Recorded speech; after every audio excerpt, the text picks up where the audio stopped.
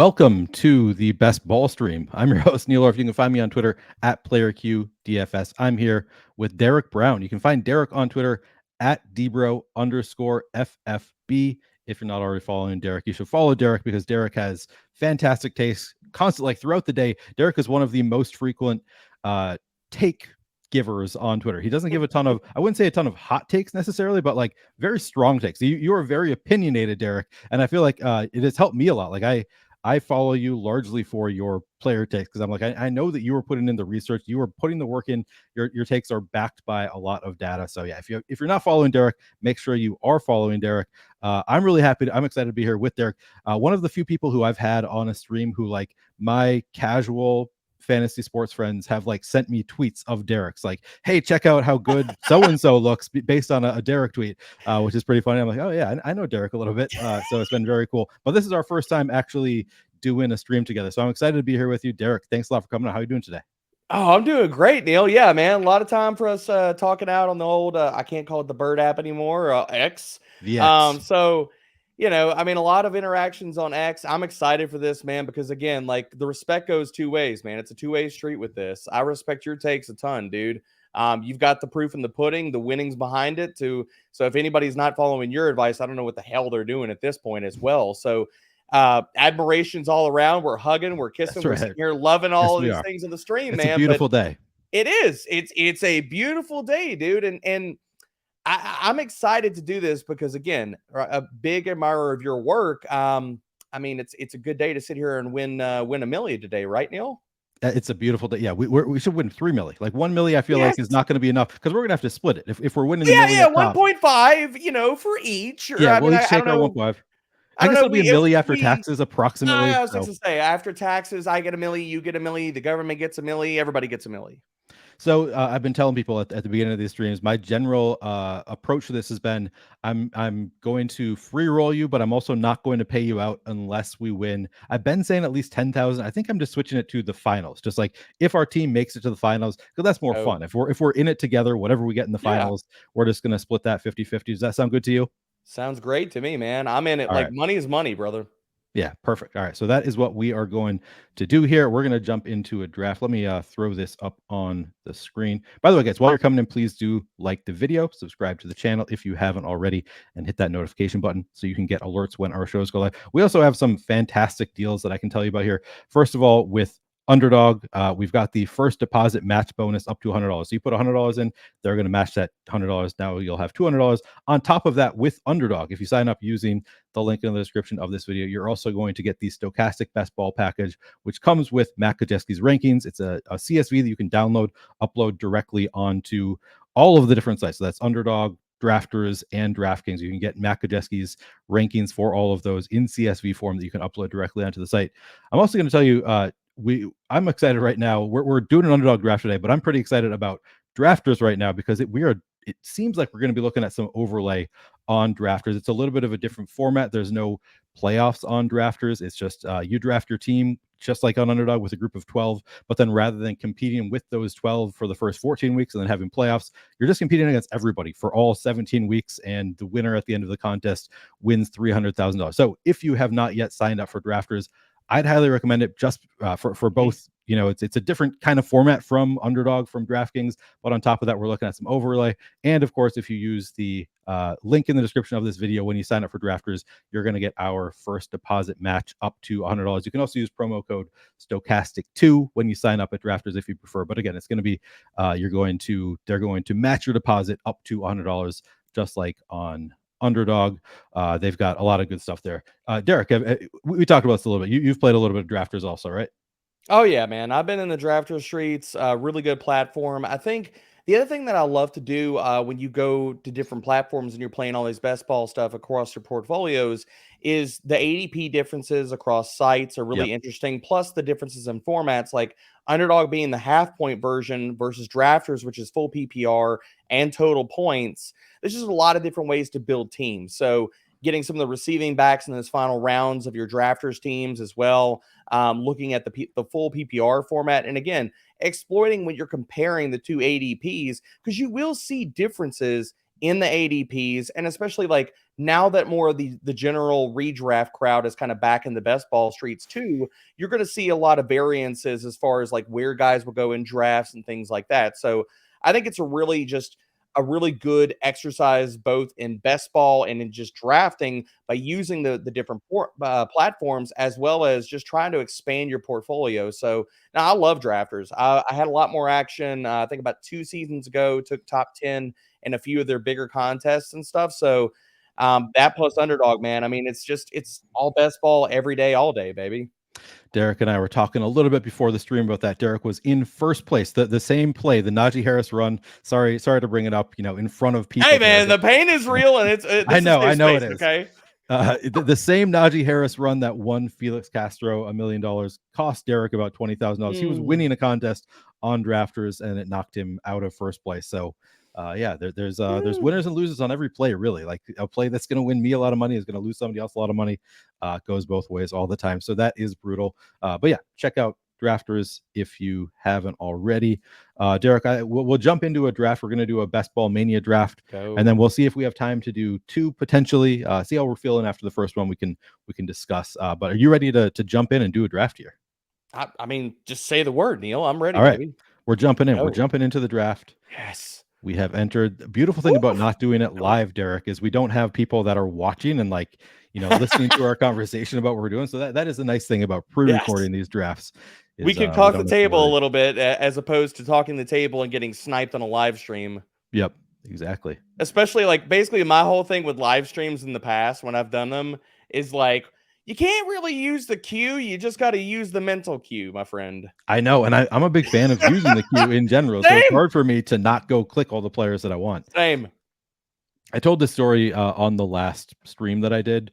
But not everybody's going to watch every stream. One of the first drafts that I did on a stream, I want to say it was me and Lofty, but I don't remember for sure who it was. But we drafted at the time it was looking like DeAndre Hopkins was going to the Patriots. We took a quarterback early, and then we were waiting on a late quarterback, and so we took Juju, we took DeAndre Hopkins, and we were like, okay, great, we're setting up perfectly for a Mac Jones.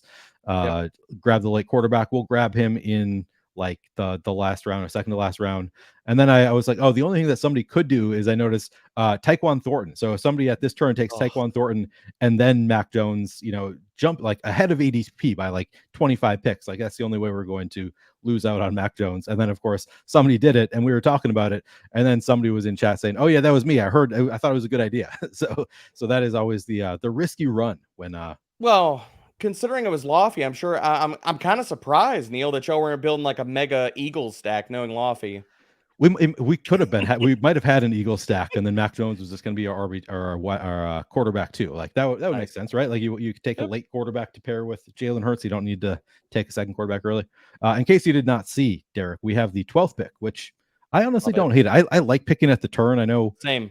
In general, a lot of people say like, "Oh, I don't want to have the last pick in the first round," but like, I don't know. I feel like I'd rather have the 12th pick than the 9th or 10th pick generally. So.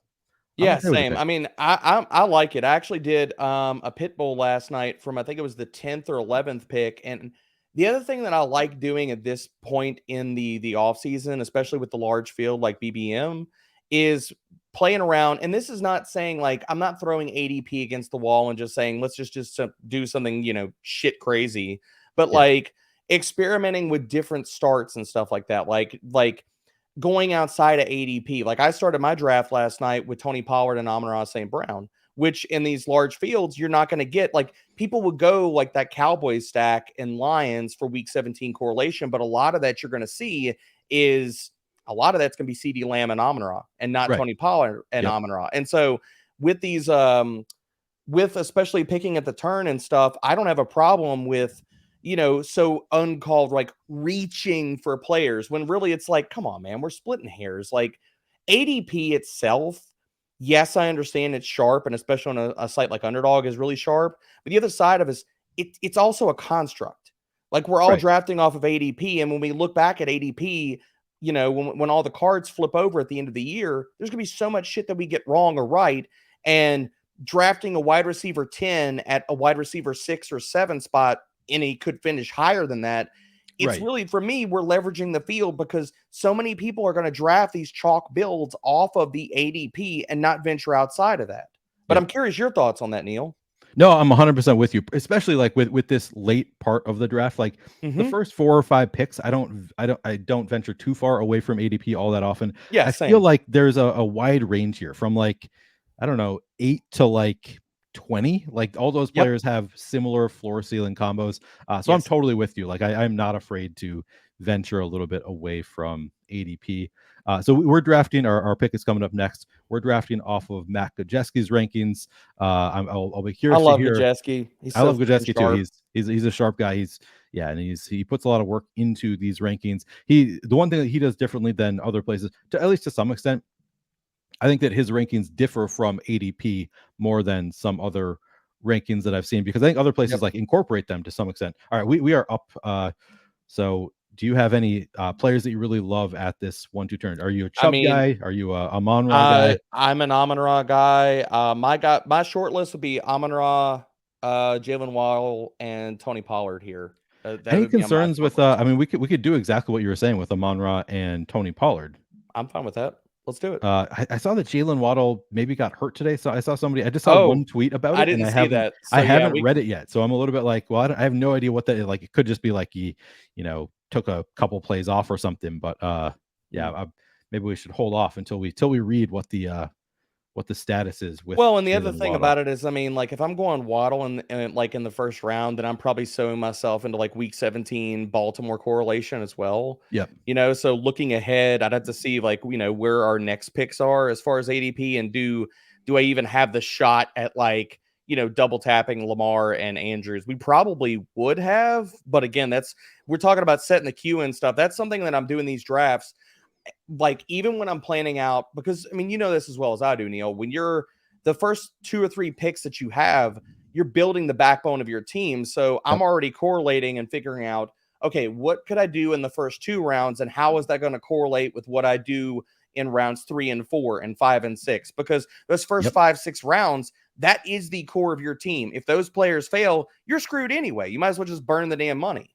Right. No, it's a very good point. Like you got to draft as though you have been right all along. You're Have definitely to. always trying to set up. I suppose I shouldn't be on Twitter when we're. I mean, we have a little time before our draft, but I was just trying to look up the Waddle. Somebody up here says Jalen Waddle's injury doesn't look good at all. That concerns me a little bit. Let me, since Yeah, you're doing yeah. I guess the the I mean, we still you're got doing plenty of time. the detective work, I'll pull it up as well and see if between the two of us, if we can find out what is going on here. Surprisingly enough, I don't see anything yet. It does look like it's Cortland Sutton Day out on the social media streets. Justin Fields, Bateman, blah blah blah blah blah blah. Leaves joint practice with Falcons. Waddle left practice early. Not sure if he's returned, but this could be part of. I don't know. Bateman's in practice, so Yeah, that looks is like good to he's see. running routes. That's good to see. Because that's somebody my exposure was extremely high on Bateman. I kind of backed off a little bit and then varied a little bit more to Andrews and stuff. Okay. Um, but if he's back at practice, I'm definitely back in. Tony Pollard's back at practice. Waddle fell all the way to 22 in this draft that we're in, which is Wow. like he's been going like 15. I Yeah, feel like like he's been rising in the ranks. So I don't see anything massively out there for him. At least nothing that's like screaming fear. And what did you find, Neil? Anything definitive? all I found, no, I didn't find anything definitive. I found like people that I've never heard of saying, doesn't look good, or I saw people reference it earlier, but I have not found anything. Well, okay, Kyle Caval, fantasy Okay, football. it looks like Dave Richard just posted something about, was about 2 3 hours ago. It says Dolphins joint practice. Jalen Waddle took a shot to his ribs and was slow to get up. Okay, So, I mean, could be a broken rib. Still yep, probably ready no by. bueno. Yeah, Be we running don't let. routes, running routes with the flak jacket on. Yeah, I Eh. have no idea what the injury or what the timeline would be for a broken rib. Like, how long does that take to recover? It just kind of depends. I mean, with that, and again, I'm not a doctor, and I did not stay at a Holiday Inn Express last night, so I'm not going to claim to be. All right. But A lot of it's pain tolerance. If it's a stable fracture and stuff, it just kind of depends. But I Okay. mean, this early in the ball game, I mean, again, that's not something I think would like hurt his season long projection. Maybe it dings him for the first few weeks, but Right. yeah. All right. Um, hmm. Oh man, Josh Allen went early. I like it when Josh Allen will last a little bit longer. Not Mm-hmm. because I think he's going to make it back to us of the term, but I think it makes it more like Lamar Jackson makes it. If there are two quarterbacks, like people wait a little bit, push it. But now that Josh Allen went early, I feel like Lamar Jackson probably not going to make it back to us. I guess I should ask you here. 'Cause, I mean, you mentioned that you were in on Bateman, now you're on Andrews. So I'm assuming that you are a Lamar Jackson, like you're believing in the Oh yeah. Ravens offense this year. Okay. Big believer. I've got Lamar Jackson ranked at QB2 this year. The only person above him is Jalen Hurts. Okay. And this is kind of like one of the overarching themes for me this year, Neil. It's like in these early rounds with quarterbacks being pushed up, and I know they've fallen a little bit in recent weeks with, more of the general redraft crowd kind of coming into the streets. But I think that with quarterbacks getting pushed up as well as with wide receivers getting pushed up, I'm extremely picky about the guys that I'm taking in these rounds. And you talked about Yep. like my aggressiveness towards ranks and stuff like that. Yeah, like I mean the way that I'll look at it is if we're doing all of our homework and you have a process and you believe in said process, then why the hell are we not like we talked about and something we really preach in best ball streets, but I think it's everywhere. It's Yep. draft like you're right. Set your lineups like you're right. Like you don't get shit for getting second place or min cashing or getting third Yep. in your leagues. Draft like you're right and draft with conviction, especially if you're doing the All right. freaking homework like we are, man. We are up with the 36th pick. Do you want to go with Lamar Jackson, or who do you like with this 36 picks? And is there a Um, particular position you want to look at here? I mean, to be honest, it's either Lamar or I'm double tapping wide receivers. Probably like Judy. Well, let's go Judy and Keenan Allen for the week 17. Judy and Keenan. Okay, we're skipping over Lamar. Something I don't do often, but we can Well, find. We're so setting up a couple other later correlations here. So yes, and this is another, and I want to get your thoughts on this because with the way that ADP is shifting out, with quarterbacks getting pushed up, wide receivers getting pushed up, especially in these larger field settings, but also just in general in best ball this year, I think there's two distinct leverage points right now. It's if you can pull off an RB start, then a lot of the field is going 0 RB right now. yep. Also, a lot of the field is going hero RB. So, as much as we all like hero RB, and look, I'm a proponent of as well. I draft a lot of hero RB teams. But if now the field is caught up to that, and we talk about trends and staying ahead of that, again, my DFS mind is like, okay, how can I leverage this? So, with wide receivers getting pushed up, I'm also investing into a lot of RB starts because again, like even Pat Crane himself, like last year, what was his BBM winner team? He started RB, and that's kind of gotten buried underneath the rug. Right. So it's like, how can we leverage what the field is doing and the field's conviction about what they think is right? Early quarterback is the way. RB or hero RB or zero RB is the way. Wide receivers are all loved, and and I'm not against that.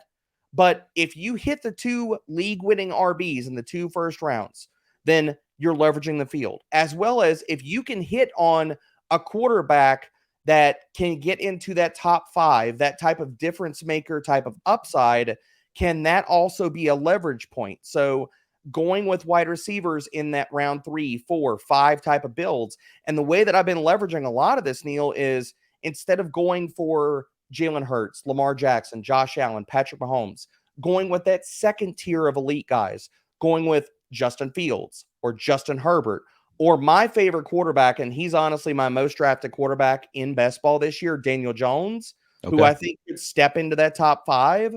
That's the way that I'm leveraging it. And if I'm wrong, fine.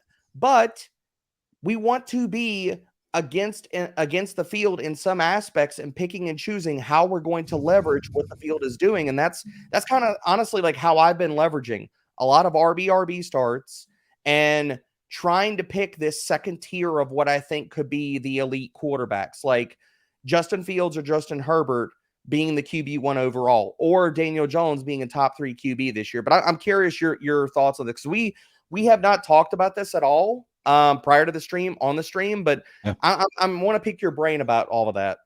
Yeah, I mean it's a struggle for me also. Like how do we react to like so quarterbacks are possibly going too early now. Like early round quarterbacks, they might be going too early. And yeah, if you believe in the second tier having the upside to reach the first tier this year, I think that it makes a ton of sense to go after. And I've been doing kind of the same thing. I've been really heavily targeting Justin Herbert. I've been heavily targeting Daniel Jones. I'm like half in on Anthony Richardson, who I think one of your tweets, Yeah, one of your Anthony most recent Richardson, tweets, he's in there too for me. Yep. yeah, of the like he clearly has major upside. Like the Yep. floor is a lot lower for Anthony Richardson than like Daniel Jones, I would say. But I Where mean, does Matt have would you agree with that? Rich ranked? I'm kind of curious. Where does Matt have Anthony Richardson ranked in his? Because if we're drafting off of his ranks.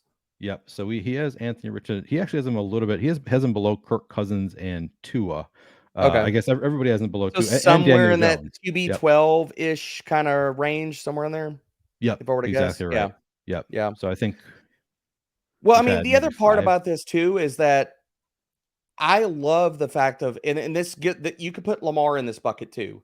I love elite quarterback upside where we have stacking options that you have access to for dirt cheap. That Yep. goes with Justin Herbert because you can get QJ, you can get Gerald Everett. That goes with Justin Fields because none of his pass catchers outside of DJ Moore are expensive. And we're not paying up for the weekly consistency at that point. We're just paying up for spike weeks. Yep. As well as Daniel Jones. All of his guys, even Darren Waller, is out there in the 70s and 80s in drafts. So, like, the other part about this is can we get access to elite quarterback upside without having to pay up for the stacking options? Which, if you're going Mahomes, you're paying up. If you're going with Allen, you're paying up. These other guys like Jalen Hurts, you're paying Yep. up. Josh So, Allen. can Yep. we get access to elite quarterback upside while also getting access to other good offenses and getting leverage on the field in that way as well? Yep, absolutely. I like that. All right, so we are coming up. We have one running back, three wide receivers. Uh, nobody's watching the stream, so I guess we can talk about who do you like coming up? Do you want to go George Kittle, get a tight end? Do you want to go Godwin and Evans? Do you double Tampa Bay? What do you like to do with this pick? With this pick, honestly, I usually will go back and kind of do this like a double RB. Like Damian Pierce is probably my favorite guy in this range. Damian Pierce. Um, All right, yeah, we're doing the same bye week. Are you concerned about the both having the no, same? Okay, I'm both four not. running backs. And that's the other thing we talk about leveraging the builds. If they have bye week 7, we're going to draft 3 to 4 more running backs. All we have to do is be conscious of bye week 7. All right, so If we're we going that need way. one more pick here. Do you want to go with like J.K. Dobbins? That's a different. Like at this point, I don't want to go Miles Sanders because of the same bye week. I don't want to start with 3 week 7. Um, let's go wide receiver. Let's go Jordan Addison. Jordan Addison, love it. As a Vikings fan, I'm a big. I Oh, like I that didn't you know you like. were a Vikings Oh guy. yeah, yeah, Love yeah. it. I'm Love it. yeah, big time. I think we've talked about this. The Minneapolis Miracle was painful for you, right? Oh, dude. No, my gosh.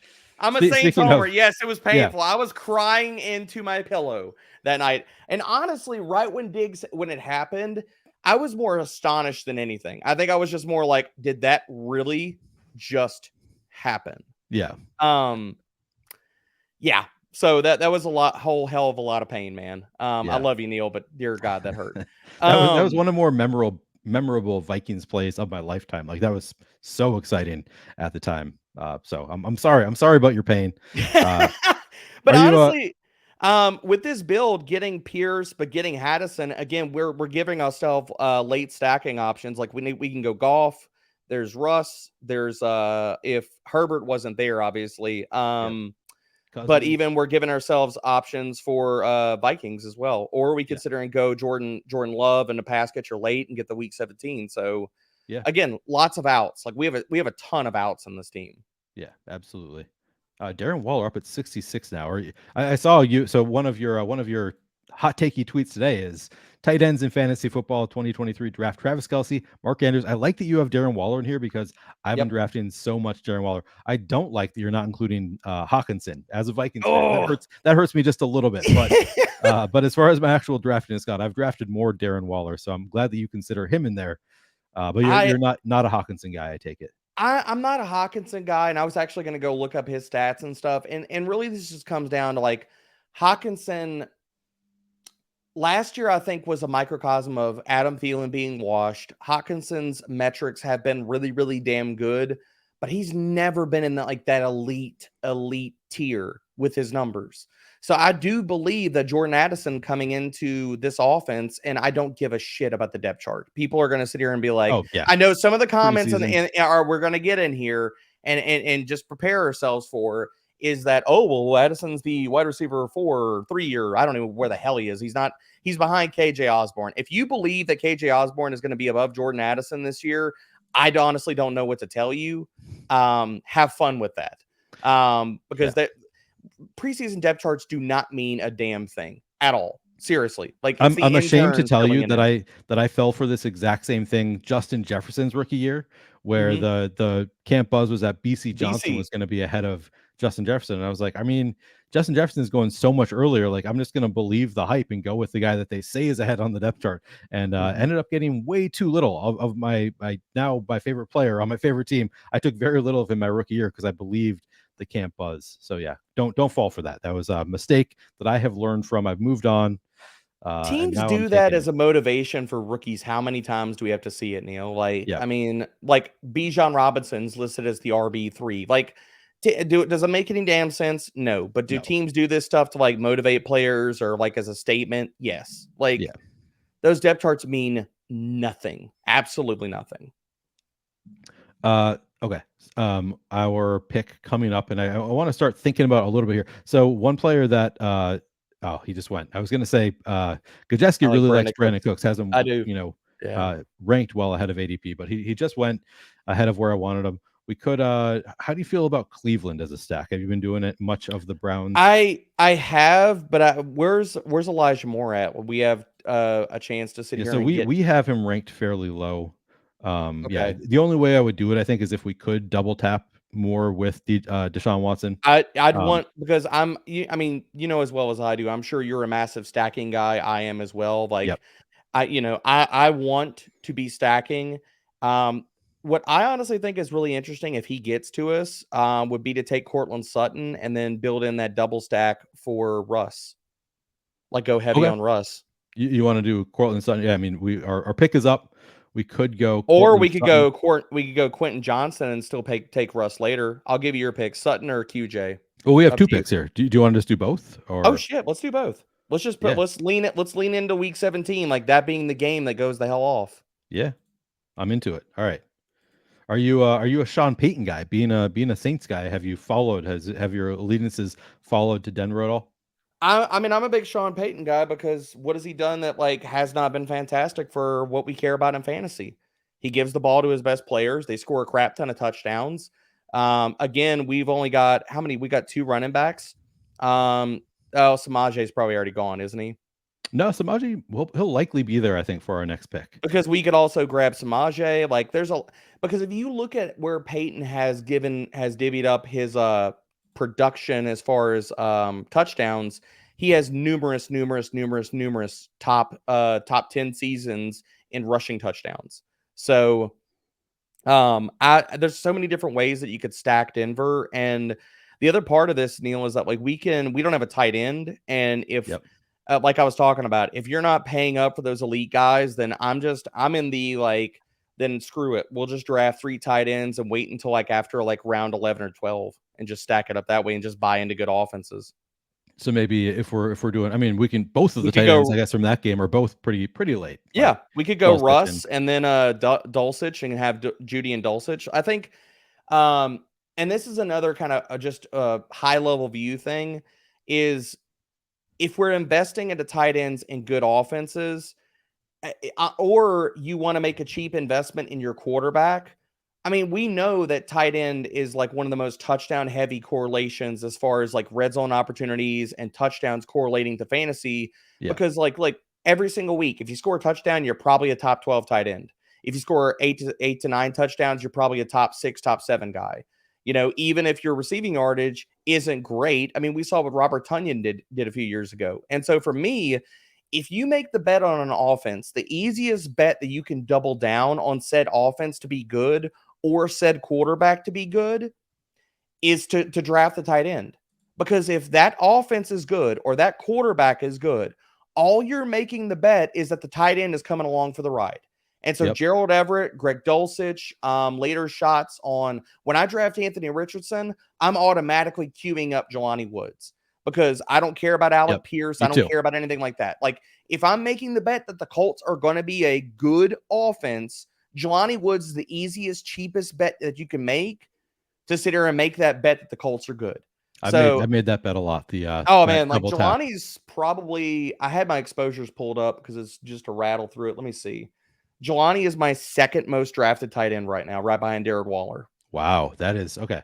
Like for me, it's not that high because I'm But not he's taking cheap, him he's unless I free. have Anthony. He is free. Yeah, that I mean that is true. I'm often taking like a running back or something that late. I don't But typically draft more than 5 or 6, so I'm usually going for late round. I the other think that side of that, he's Neil, is A Rich is my third highest drafted quarterback. So yeah again, we're going with exactly. correlations here. When I draft a Rich, I take a lot of Jelani Woods. I don't think I ever take him if I don't have Anthony Richardson. Is the only the Yeah. reason that I don't have as much exposure. All right, so Cousins went, so that there goes. Which we probably don't want 2 week 9 quarterbacks anyway, unless we're going 3 quarterbacks. I am Mhm. if you can't tell, I'm a little bit of a bye week bro. Like I try to to at least to the extent that like I don't want to have only 2 quarterbacks that have the same bye week. Like I want to have No, at least agree. some production Agree. from every position every week. Which I know that there are some people who will punt. I know. So I did a draft stream with Scott Barrett, who will say that like you can draft just Mahomes and Kelsey and not take anybody else from those positions. I don't Which do that. I don't do that either. Like I hear what he's saying. Like it'll be unique. It's Yeah, just no, I get it. And me and Scott have had numerous conversations about Travis Kelsey, his conversation for Travis Kelsey at the 101 spot, which I don't disagree with. yeah So I mean, like, again, we're trying to, like what Scott's talking about, drafting just Travis Kelsey and Patrick Mahomes, we're trying to leverage the field. yep And while like I might not be on the same riding in the same boat as Scott with that, like again, we're trying to accomplish the same goal here. And just because I say I don't agree with it doesn't mean that we don't flip over the cards and Scott doesn't take down BBM oh this year exactly with only one damn quarterback. Who knows, man? But yeah again, we're all taking shots. But what's the I mean, if Daniel Jones makes it to us, that's fantastic. I would absolutely take him here. I'm a big fan of taking Daniel Jones. I love that you can back sack him, and of course, I would love to do it because I would love to hear your thoughts on which wide receivers to take from the Giants. Because man, I Mhm. don't know. Like it changes week to week. Like okay, Paris Campbell looking amazing. He looks like the wide receiver one, and then Jalen Hyatt now is like getting all the hype, and it's Oh, good lord. I'd love to hear your thoughts. So yeah, hopefully we get Daniel Jones here. Oh, he just went. All right, so we did not get Daniel Jones. Um, we can have that conversation later anyway, but we should think about what we need to make for our picks here. So I think we're building towards a Russ stack, which he can make. He should make it to the next turn. I think we wait on taking both Russ at the next turn. We could potentially take Russ and Dulcich if he makes it. Yeah. But for Um, now, hopefully P Rye gets to us. honestly, I'm in for us taking Samaje and Anthony Richardson here. Oh, I didn't even notice Anthony Rich is there.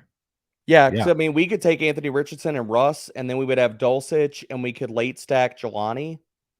Yep. Um, All right. What are you and gonna I mean do? that would YH. again, Yeah. please don't go, please. Yes. Oh, we did it. All Oh, right. I was I like like, I'm this. gonna make this Anthony Richardson talk, and then Yeah. he's gonna go, and I'm gonna be so upset.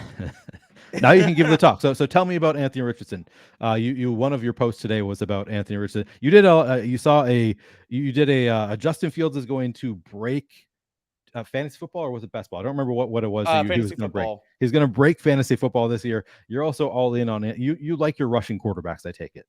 I do. I mean, look, if we're looking at the top of my exposures, Neil, my top three most drafted quarterbacks are Dimes, Fields, and A Rich. And Yeah. number 4 is Ryan Tannehill, 5 is Herbert, and 6 is Lamar Jackson. So a lot of rushing there, dude. I mean, Yeah. I look at Anthony Richardson. All we're doing is making the Jalen Hurts first year starter bet all over again. That's all we're doing. And Jalen Hurts was the QB6 that year in fantasy points per game. Was he And really? I didn't he realize that he was. did that He well. was. As huh. Yep, he was the QB6 in fantasy points per game that year.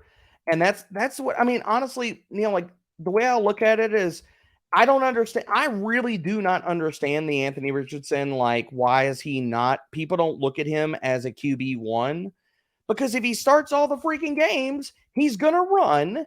Right. We know he's going to run. There's no way that Shane Steichen and as many tush pushes as Jalen Hurts has gotten over the years is not going to do that with a guy that is honestly bigger. Jalen Hurts stands at 6'1", 222. You're telling me that Anthony Richardson, who weighs 240 to almost 250, and he's 6'4", that they're not going to use him at the damn goal line, especially if Jonathan Taylor is not back there? Hell They no, say man. by some metrics, he's like the most athletic quarterback to ever Yes. come into a draft like that. Yeah. Yes. Like Jalen Hurts that year had 782 rushing yards, 10 rushing touchdowns, only threw for 3,100 yards and had 16 passing touchdowns and was still the freaking QB6 in fantasy points per game. Are we so convinced that Anthony Richardson cannot get to 3,100 passing yards, that he cannot throw for 16 touchdowns? I mean, that's ridiculous. If people are making that bet, fine, I'll keep betting against it. That's it's really interesting to me to hear that Jalen Hurts was that good as a fantasy asset his rookie year, because when I think of Jalen Hurts' rookie year, I feel like the couple games that I watched him, he looked kind of like a deer in headlights. Like at that point, he did not look NFL ready to me. And the fact that even then he was, the number 6 quarterback in terms of fantasy scoring. Yeah, I think that it makes a lot of sense to bet on Anthony Richardson where you're getting him in drafts, when like just knowing that having elite upside, even if you're not ready as a thrower yet, and who knows if Anthony Richardson is, but like even if you're not ready as a passer, like you can just be carried on your feet. So that year again, Neil, Jalen Hurts had the 7th highest rate of top 6 finishes out of any quarterback. We'll take that.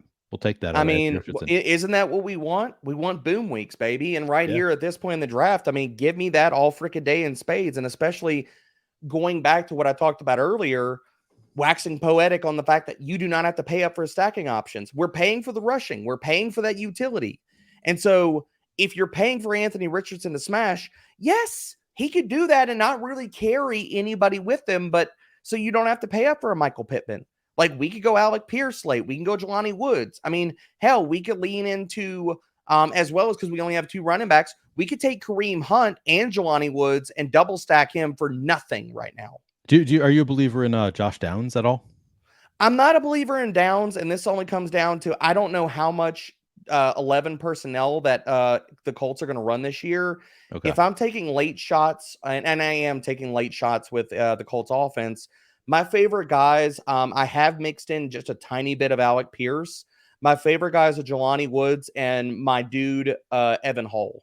Oh, I know about that. You put me on to Hull, and I'm glad you did. Dude, all right, we got our guys. Russell Wilson and Greg let's go. Both make it back to us. The Millies are coming in, Neil. This is just setting up beautifully. Oh man. This is a nice looking draft. Yeah, I'm very happy with this We're making big bets on week 17 for the Broncos. We're making big bets on Russ having a bounce back. I love this team.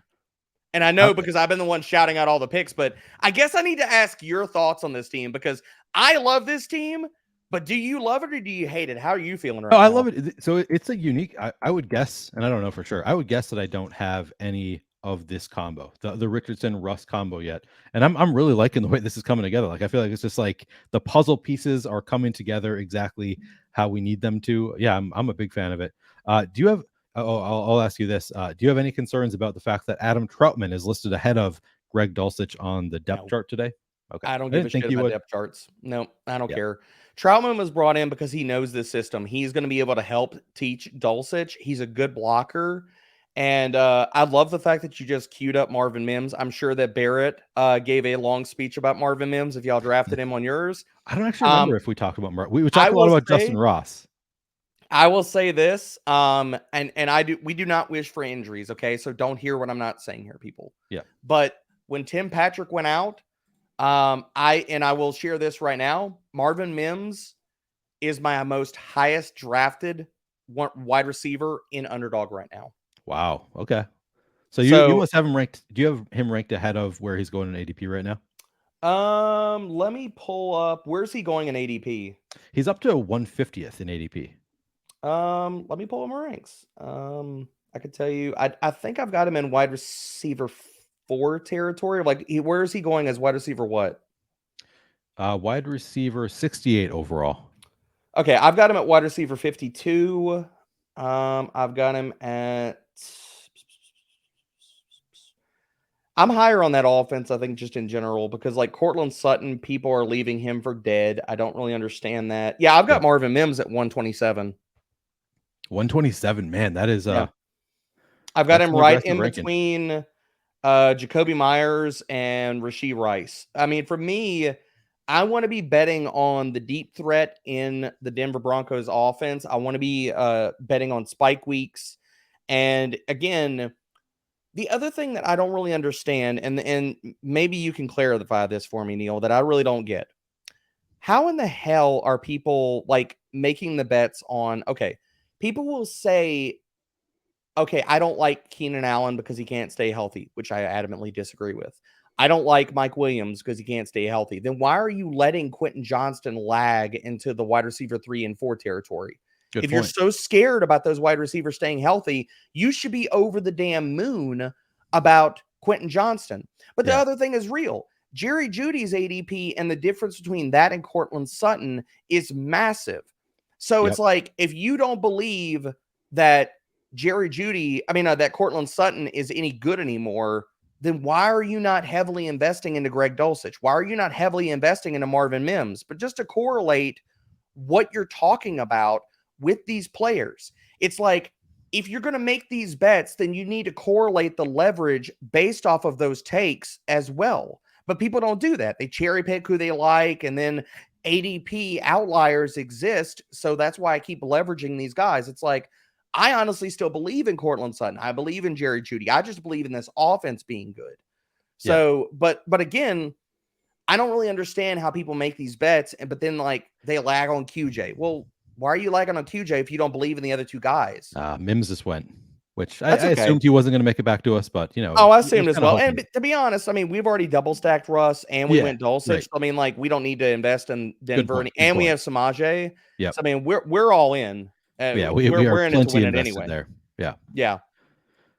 All right, so hopefully Alec Pierce makes it back to us. I in general, Alec Pierce has been a guy that I have not been especially in on, but I think on Anthony Richardson teams, I think he makes a lot of sense.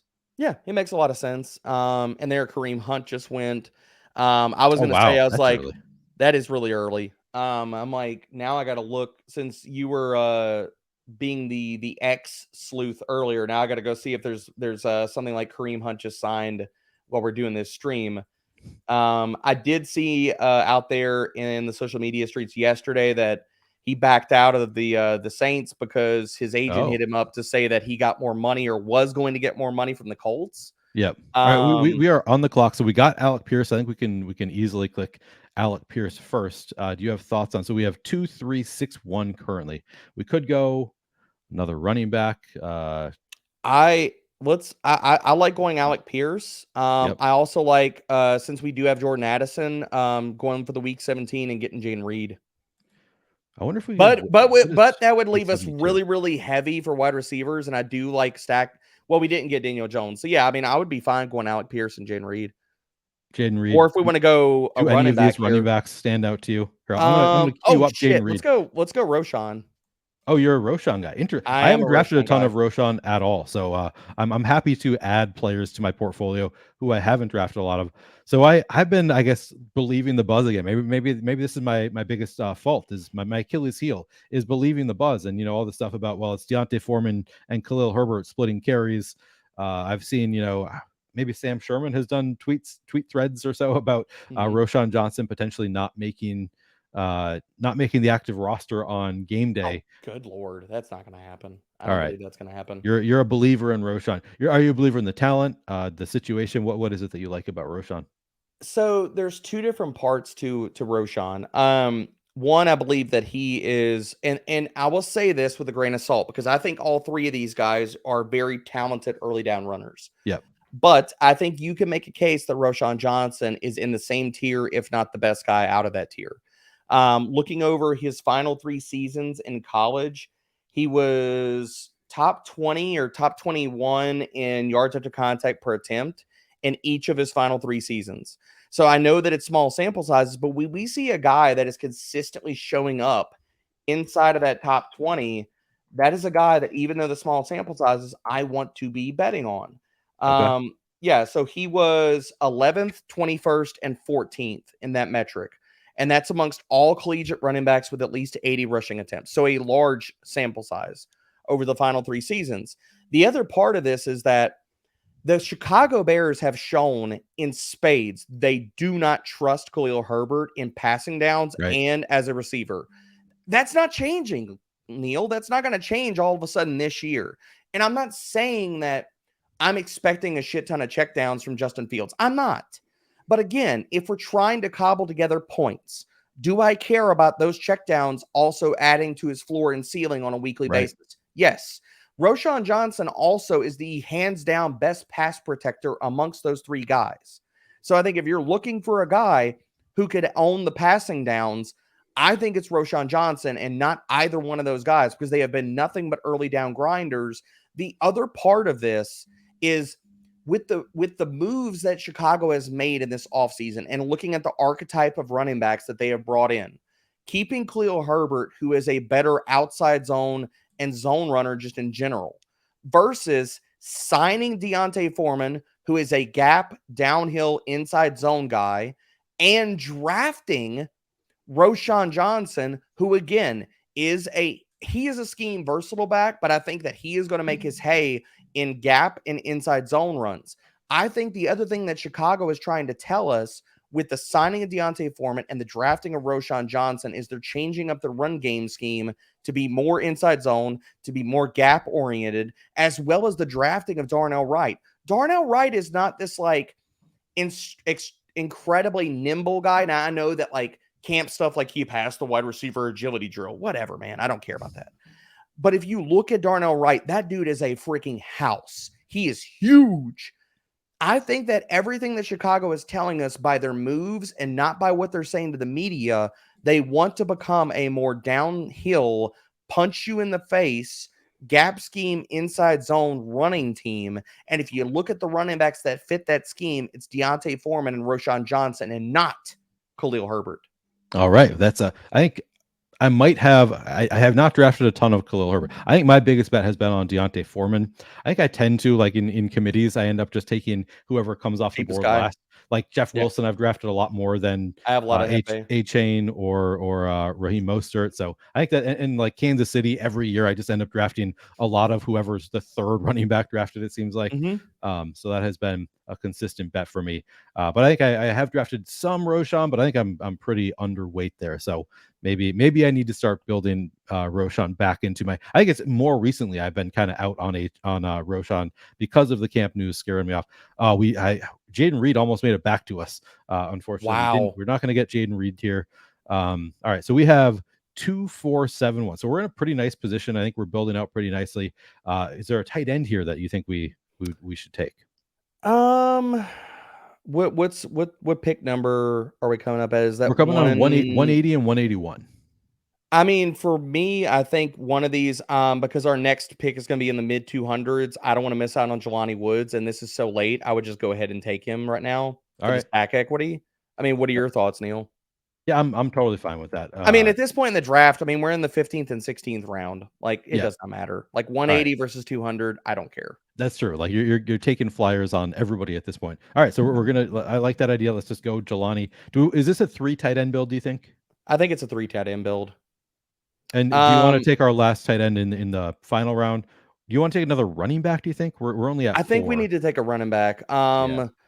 Let's go with I'm looking at correlations and stuff. Let's go Tajay Spears. Tajay Spears. All right, and hopefully one of so as I was saying earlier, you put me on to Evan Hull even before the draft, and I don't know if Indy And we could was take like him final round too. yeah if he falls to us, like he's Yeah. or Deion Jackson. I don't know if you believe in Deion Jackson. I don't believe in Dion. All right. We're not taking Deion Jackson then. But if Evan Hall makes it back to us, Love then it. we'll go Hall. Yeah, I believe in Evan Hull, and some of those things that I threw out on Twitter, like I knew people were going to hate it, but they can hate it all they want to, but the thing that they cannot sit there and push back on me against is that if you look at Evan Hull's athletic measurables, he tested exactly the same in multiple things, and I know that there are differences here. So again, I will add context to this. Yes, Christian McCaffrey's short area agility was elite. It was different than Evan Hull. If you look at numerous testing metrics outside of just the one or two short area stuff, Evan Hull tested almost comparably to not only Christian McCaffrey, but Bijan Robinson. And people can go double check the metrics, go look at it. He did. He tested the exact same as those two different guys in multiple spots. Like his testing and Bijan's testing, if you put the two guys up, and I got a tweet out there looking at RAS scores for the two guys when they were listed, it's true. And people will not give Evan Hull that type of respect, but it's true. Interesting. I mean, so I think in the pre-draft, so like before the NFL draft, Underdog had like this is your pre-draft best ball draft.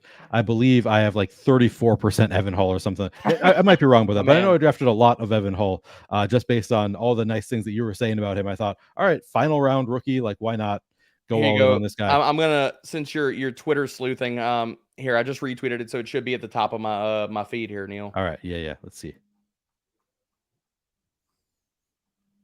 Well, or how about we do this?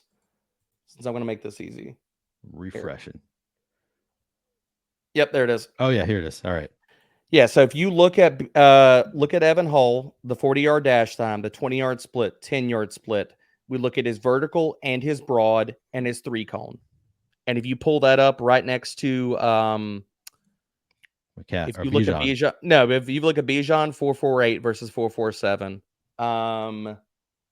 as well as here, I'm going to pull it up. So you have Bijan pulled up. Yep. So Evan Hull's 40-yard dash was 4.47. His 20-yard split was 2.55. His 10-yard split was 1.53. His vertical was 37. His broad was 10.03. Yeah, where am I lying? Where am I lying, Neil? I mean, I don't see the lies here. I mean, somebody's gonna have to call me out on this. All right, let me look at hand size and arm length. Do we care about that stuff?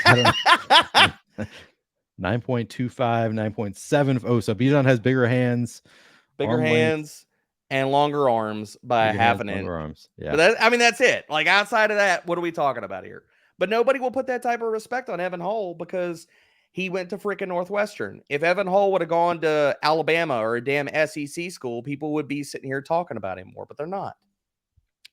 Yeah, it's what about the situation? Like, so I guess there's some chance that Jonathan Taylor holds out. I mean, he's asked for a trade. Do you think they're going to trade Jonathan Taylor?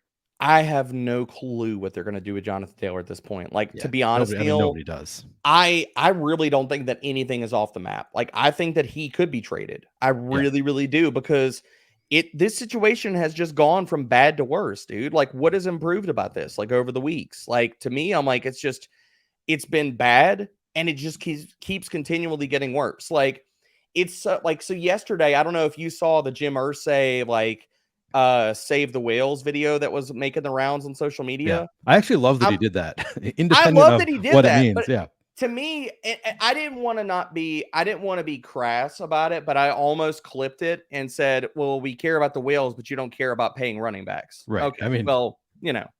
All right, so we are on the board. Our final two picks of the draft. I think Evan Hull we have decided on. He did come back to us, and I think one more tight end. Is that our consensus here? Yeah, I mean, what do we have right now? Just Dulcich and Dulcich and Jelani Woods so far. So we could take.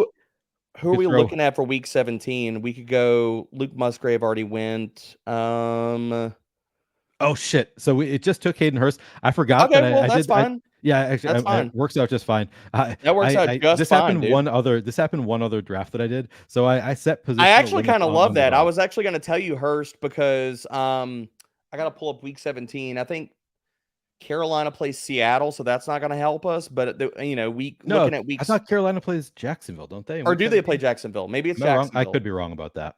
I'll have to look it up. But Hurst has been getting a lot of buzz in camp so far, man. As far as what his relationship, as far as like what's happening with Bryce Young. Yeah, I'm pulling it up right now. Yeah, so the final 3 weeks, because I'm a sicko. I made a spreadsheet with weeks 15 through 17 correlations. Carolina has Atlanta, Green Bay, and Jacksonville. So not anything correlation wise, but if we're just talking about snaps and routes, Hayden Hurst makes a lot of sense anyway. Yeah, Hayden Hurst was the guy I was leaning towards anyway. I was gonna let you. Oh, I love it. No, I was Yeah. about to bring him up. So I mean, the fact that we got him anyway is just Yahtzee. Yeah, that's The only other guy that I would have probably brought up and pushed back against us taking Hurst would have been us taking Michael Mayer for the Colts okay. correlation, and that would have been Yeah. it. Yeah, I suppose. But then that would have been two. No, I guess that's just one rookie tight end. So we could have done.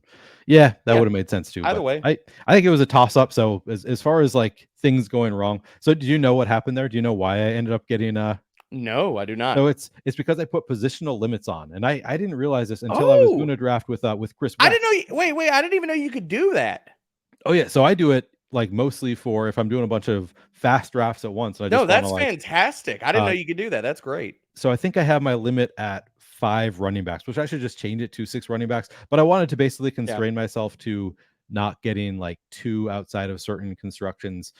So love it. if I don't actively make the pick, and I always thought like if you're in the draft, it won't auto draft for you, but that's not the case. If you have positional limits, even if you are in the draft, if you let the timer run down, it's going to draft within those. So there was a lesson I've I got to learned the hard way, go. and then I didn't learn apparently. I got to go check my settings here. I gotta sit here and set my limits here, Neil. I So didn't know that. you That's go awesome. to I think you go to actually let's take a look at this draft first, and then I'll see if I actually don't know if you can do it on a desktop. But so here our final roster here, which I like quite a bit. So we ended up with at quarterback Anthony Richardson, Russell Wilson, running back Tony Pollard, Damian Pierce, Samaje Perine, Roshan Johnson, Tyjae Spears, and Evan Hull. I think it's a strong running back room, even though we have 3 week 7 bye weeks. That's okay. I'm getting past it. Yeah. Wide receiver, we have Amon-Ra St. Brown, Jerry Jeudy, Keenan Allen, Jordan Addison, Cortland Sutton, Quentin Johnson, and Alec Pierce. I think that's a really strong, what is this, 7 wide receiver build? Yeah, and but like Mhm. the last one we took was Alec Pierce, so still relatively early. And then tight ends, we got Dulcich, Jelani Woods, Hayden Hurst. I feel good about every one of these positions. How are you feeling about this draft, I Jared? love this team. Although, unfortunately, I am making you turn in your bye week bro card with those Yeah, running backs. I know. And Where we are got we at for the bye weeks for the running backs again? I know we had 2 top guys that were at week 7. we ended up with Uh, 3 week 7. So in week 7, our only available running backs are going to be Samaje Perine, Roshan Roshan and Johnson, Evan and Hull. Evan Hull. So That's okay. I mean, you know we already made the bet that Samaje and Roshan are going to be things. If they're not going to that be a is true. thing, then then we're We already probably lost. not going to be at the top 1% anyway. So if those bets do come to fruition, we're sitting pretty. Absolutely. All right. So I always at the end of drafts make my guest grade the draft for me. What do you how do you feel about this? Like what kind of grade would you give this one? Um, I think, like, to be honest, and I don't want to sit here and say I'm biased, Neil, but I freaking love this team, dude. Like, I would give It's a this like a strong one. B plus or an A. The funny thing is I feel like everybody gravitates towards a B plus. That's like my guess every time because nobody wants to give their draft an A. Like I it's mean, just this something that feels like people an A don't want to squad to do. me, but Yeah. again, No. Let's give it an A. I'm hedging. I'm hedging because I didn't want to sound like I'm sitting here loving my own draft and drinking my own Kool-Aid a little bit too much. But this is definitely a very much like this is a lot of the guys that if I were to sit here and like screen share my top exposures, Yeah. these guys would be at the top of a lot of the positions for me. Yeah. So here's the only thing that I would say like that would hold it back from being like an A plus potentially is just looking at Mhm. the ADP versus where we took players. Like so I've said before, like I think the only way to get like a true A plus is if you get a lot of value falling to you. We didn't have any like incredible ADP values falling. Like there's like luck involved, I guess, for me in like a true A draft. It's like we didn't get, the Mark Andrews and Lamar Jackson at the turn, stuff like that happening. I Yeah. don't think we had a ton of that, but I think we drafted like as well as we could have for the draft that we got. Like I think that we did a very good job. We just didn't get that additional luck of like, oh wow, I can't believe you fell to us, that kind of thing. But in general, like other outside of like Mims, most for the I guess Jaden Reed I too. mean, we So we got had a couple Dulcich players where it was about a like, half run behind. yeah, Some of these other ones, and the other part of that, Neil, is that like I think if you're looking ahead and setting your queue and looking at the range of where players go and where your next picks are, like for me, I'm fine with I come up with a lot of teams that like I'm picking guys at ADP or I'm picking guys around that and not having to like, grab as many of the falling values and stuff because again, if we're looking at stacks and we're building in correlations, if the correlations just work out and I'm going with the correlations or I'm going with those guys over that, then I'm more likely to sit here and just go with guys that fit that type of aim for the build and not just the falling value type, Yep, absolutely. All right. Do you want to do one more draft? Yeah, dude, let's kick All right. it. Let's do one more. I am showing you here. So to get where I am here, I went to rankings. I'm already there, man. I was already like Oh, I was gotcha. already like looking at yours. Perfect. All right. So we're just if you for anybody, I guess for anybody who's watching the stream, I if you're did not interested, even know you can this was go a limits, setting, and set I your mean I'm a psycho just like you. Like I mean I've done so many freaking best ball drafts, and I oh, cannot believe I didn't even know this was a thing. it's I don't know if it was not in years past on No, DraftKings. I it don't was know if not. they've changed that now, but they've updated a bit this year, so maybe they're better. But yeah, it's This is amazing. if you're drafting a lot late, it is very helpful to have these positional limits. All right, we're gonna jump into one more draft here. Since we both got the time, no reason not to. All right. I mean, what can I say, Neil? You've made it such a safe space and so much fun. I can't tell you no, and I can't sit here and walk away from this just yet. Okay, That's always my goal I with I guests. blame you for this. Okay.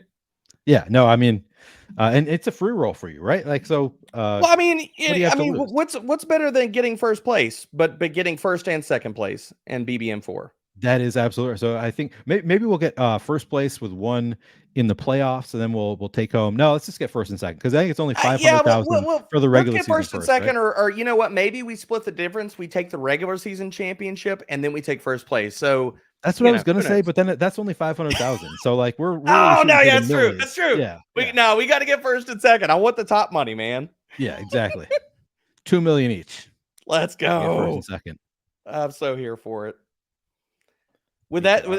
Would you put that up on the top of the old bio as another Millie Maker winner? I mean, what Oh, would that make for you? yes. 7, 8, like 15? I don't know how It many would millies make are you up two. to yet. So I'm a firm believer that you can't say that you've won the Millie Maker on a split. It has to be a full Oh, million you have to. dollars. No, you got to solo ship that baby. Yeah. So I only have one. People think that Okay. I'm a multi Millie Maker winner. I've just got the one How Millie many of Maker. you split? Should I ask So that? I don't know how many I've split like many ways. I know that I have one other that I split 4 ways. So I won like $300,000 in an NFL showdown, and then I won the Tournament of Champions ticket. So you could argue like that's the tiebreaker, right? If you split and then you win the battle for the Tournament of Champions ticket, maybe that should count. But I'm kidding. It Well, doesn't count I unless it's an think what actual really millie. shows your true prowess is the fact that when I ask you how many Millie Makers that you split, you didn't. It took you a second to think about it. So if anybody wants to know the Well, true skill of the man, you know, the fact that you weren't like, oh, it's just one, just one. The fact that it took a little bit of thought to be like, well, is it 5? Is it 6? Is it 4? I don't know.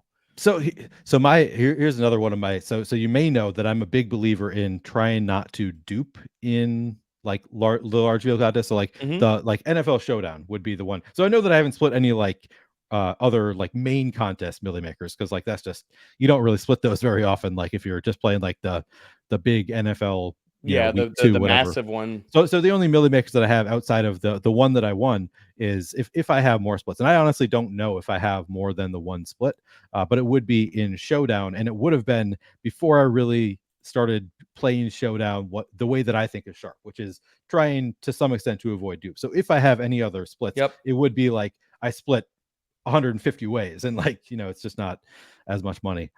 I probably don't, to be honest. Now that I'm thinking about like it would still be enough money that I would probably remember it, I think. So I probably just have the Yeah. one split. I mean, it's more splits than I got for Millies, man. So props. I mean it's a lot of volume too. So that plays into how many you're going to win. Is you win the first milli maker, then you can play a lot more volume and win other stuff. So it's a snowball effect there. We got the 8-hole here. Love it. Love it, love it, love it. Who's on your short list for in that range?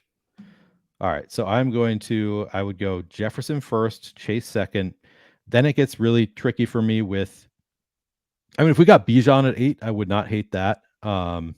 Yeah. If we got Kelsey at 8, I would not hate that. I Same. I struggle with, and this is like a bias that I don't know if I should let it play into it. Like I don't love taking Diggs or AJ Brown because of the I'm with you. difficulty with stacking. Because it's like, I'm, well, I don't want to reach for the quarterback in the second round. I guess yep. Diggs, like theoretically, we could get Diggs or get Allen at 32, but you just don't see it that often.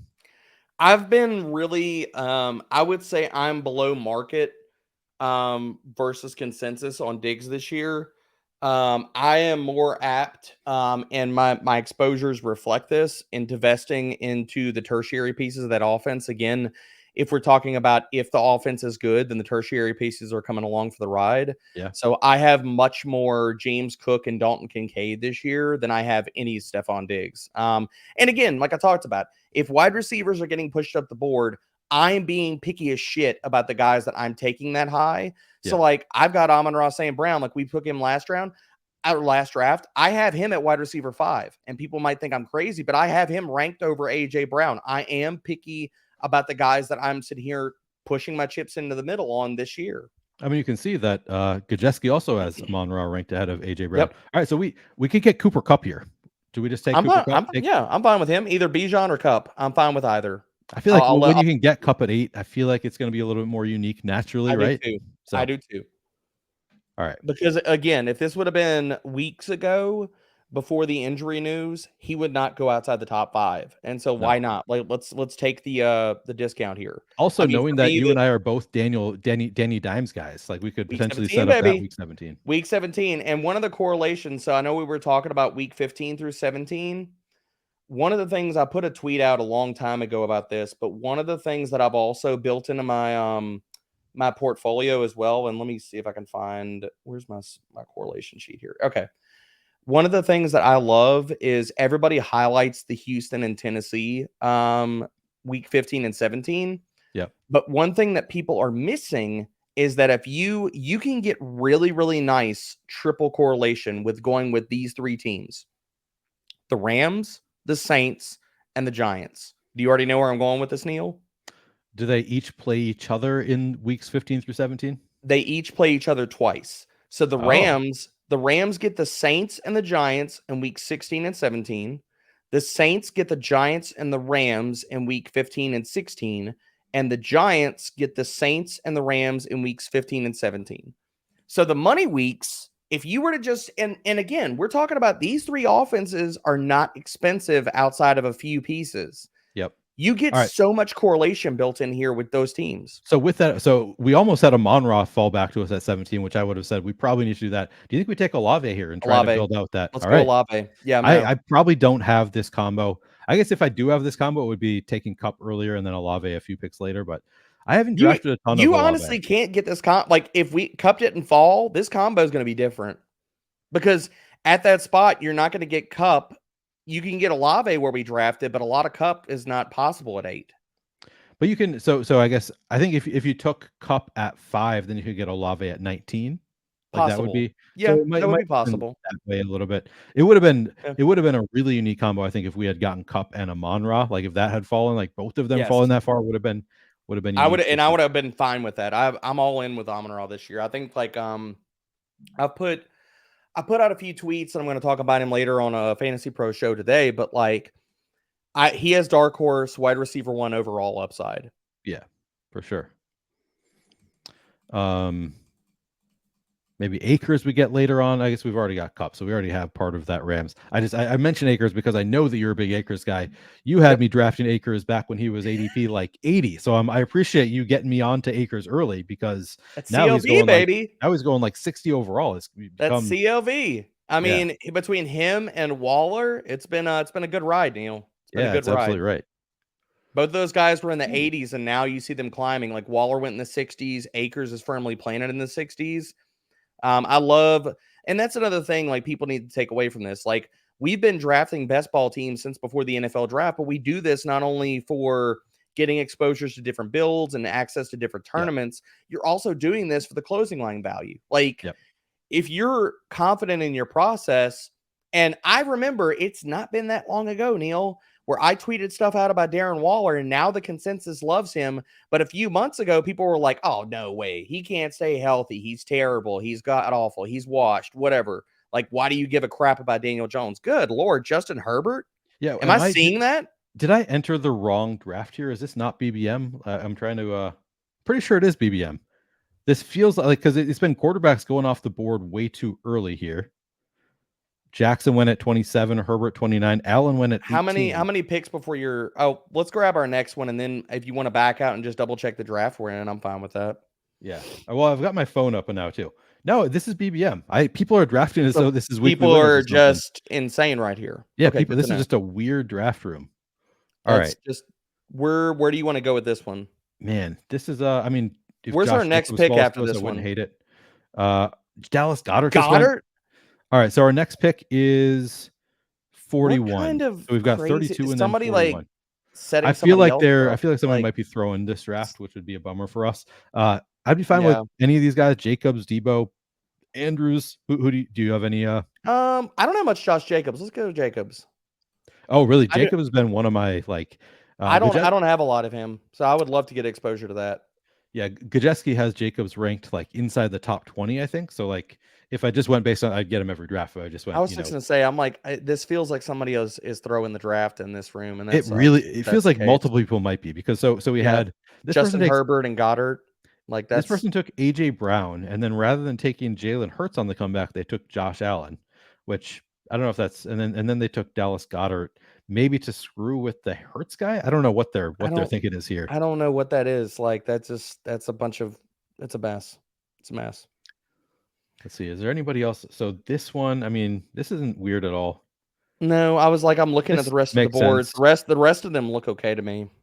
Yeah, Lamar went early Missing here, but I anything. don't mind taking Lamar there. Like it's ahead of Yeah. ADP, but like he's Well, they he probably did were take. trying to set up where they Yeah. probably trying to they were hoping that Andrews maybe came back around, I guess. I don't know. Oh, maybe, yeah. But then, Maybe. so this one is a little bit weird. So I'd say this one's normal. Like these four all look like normal drafts to me. This one taking Herbert, I guess he's pairing him with Eckler, but Oh, he was reaching for the Eckler stack. But I mean, you could have gotten Eckler, you could have gotten Herbert at what is that, 44? yeah, Herbert comes You at could have gotten 44 all the Herbert time. at You can get 44. What's the Keenan point? Allen here and then take Herbert or Yeah, whatever else you want to exactly. do. Like I don't So that one doesn't really make sense to me. This one looks fine. This one's weird. screwed up. Yeah, this one's weird. I love ours. This one looks good.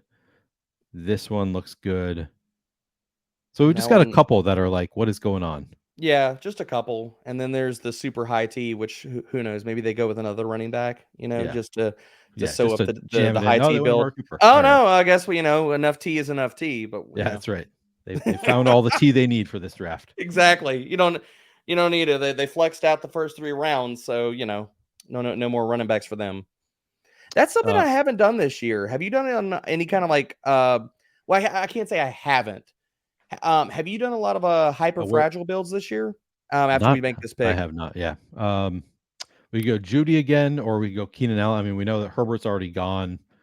Man, this one's dead tough. zone of guys. I don't have a lot of Christian Kirk, but what are your thoughts on him?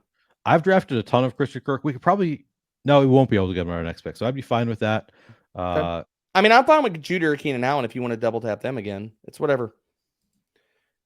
To be honest, like I think that like I love all 3 of the wide receivers in that range. So really, they're all kind of like I look at the ceiling for those guys. I think Judy and Keenan Allen have a ceiling that probably Christian Kirk can't access, but maybe I'm wrong there. Yeah, I don't feel strongly about it. I mean, we have Kirk ranked ahead of Judy. I went with Judy because I think that I have so much Christian Kirk because of where we have him ranked. And I think that Kirk is actually the one that like he could make it back to us at our next pick, whereas you're never getting Judy at 56. So that was kind of my reasoning there. Is like, yeah, it's a toss up. We have Kirk ranked ahead, but trust. Oh man, Javonte Williams. He took Javonte Williams at 42. That person's just I mean, maybe that person, I don't know what they're doing. That's crazy. That could just be somebody who's that could be just somebody that doesn't know what they're doing. Like this could be their first best ball draft. Who knows? Yep. It could be their sometimes I've thought about like, should I try to mimic my fantasy team from like one of the drafts I did with French. I tried to do that in best ball. I've never done it, but I could see I've maybe never done it some people either. have it. Yeah. I mean, partially because I couldn't because my team is too good. But it's Yeah, that's fair. That's fair. um, I love this team though. We're setting up. Again, we have a lot of outs for late quarterback. If we could get what's the quarterbacks left on the board too? quarterback. Yeah, good point. Like the quarterbacks, the run. So Burrow is here, but We could get we go Fields. Fields. If Fields We could comes get to us at Fields. 56, I would not be Yep. mad about that. No, I would love that. I would love that. I have so much Fields. Again, like I said, he's one of my top 3 guys. I just look at Fields. I think he's going to take a Jalen Hurts type of step. And to everybody out there that hates Fields, you can go check my timeline. I've already put out tweets to show stats. People don't want to see it. They hate it. But Fields already took a step last year as a passer, if you look at deeper metrics. So I think he's going to crush this year, as long as he stays healthy. Yeah, no, I'm in on Fields. I mean, he crushed last year for like the second half of the Oh, year as a yeah, man. fantasy. Yes, it was so good. He was fantastic. Yeah, the next 3, the only team that could mess us up is the one right like 2 before us that doesn't have a quarterback, or this team right here.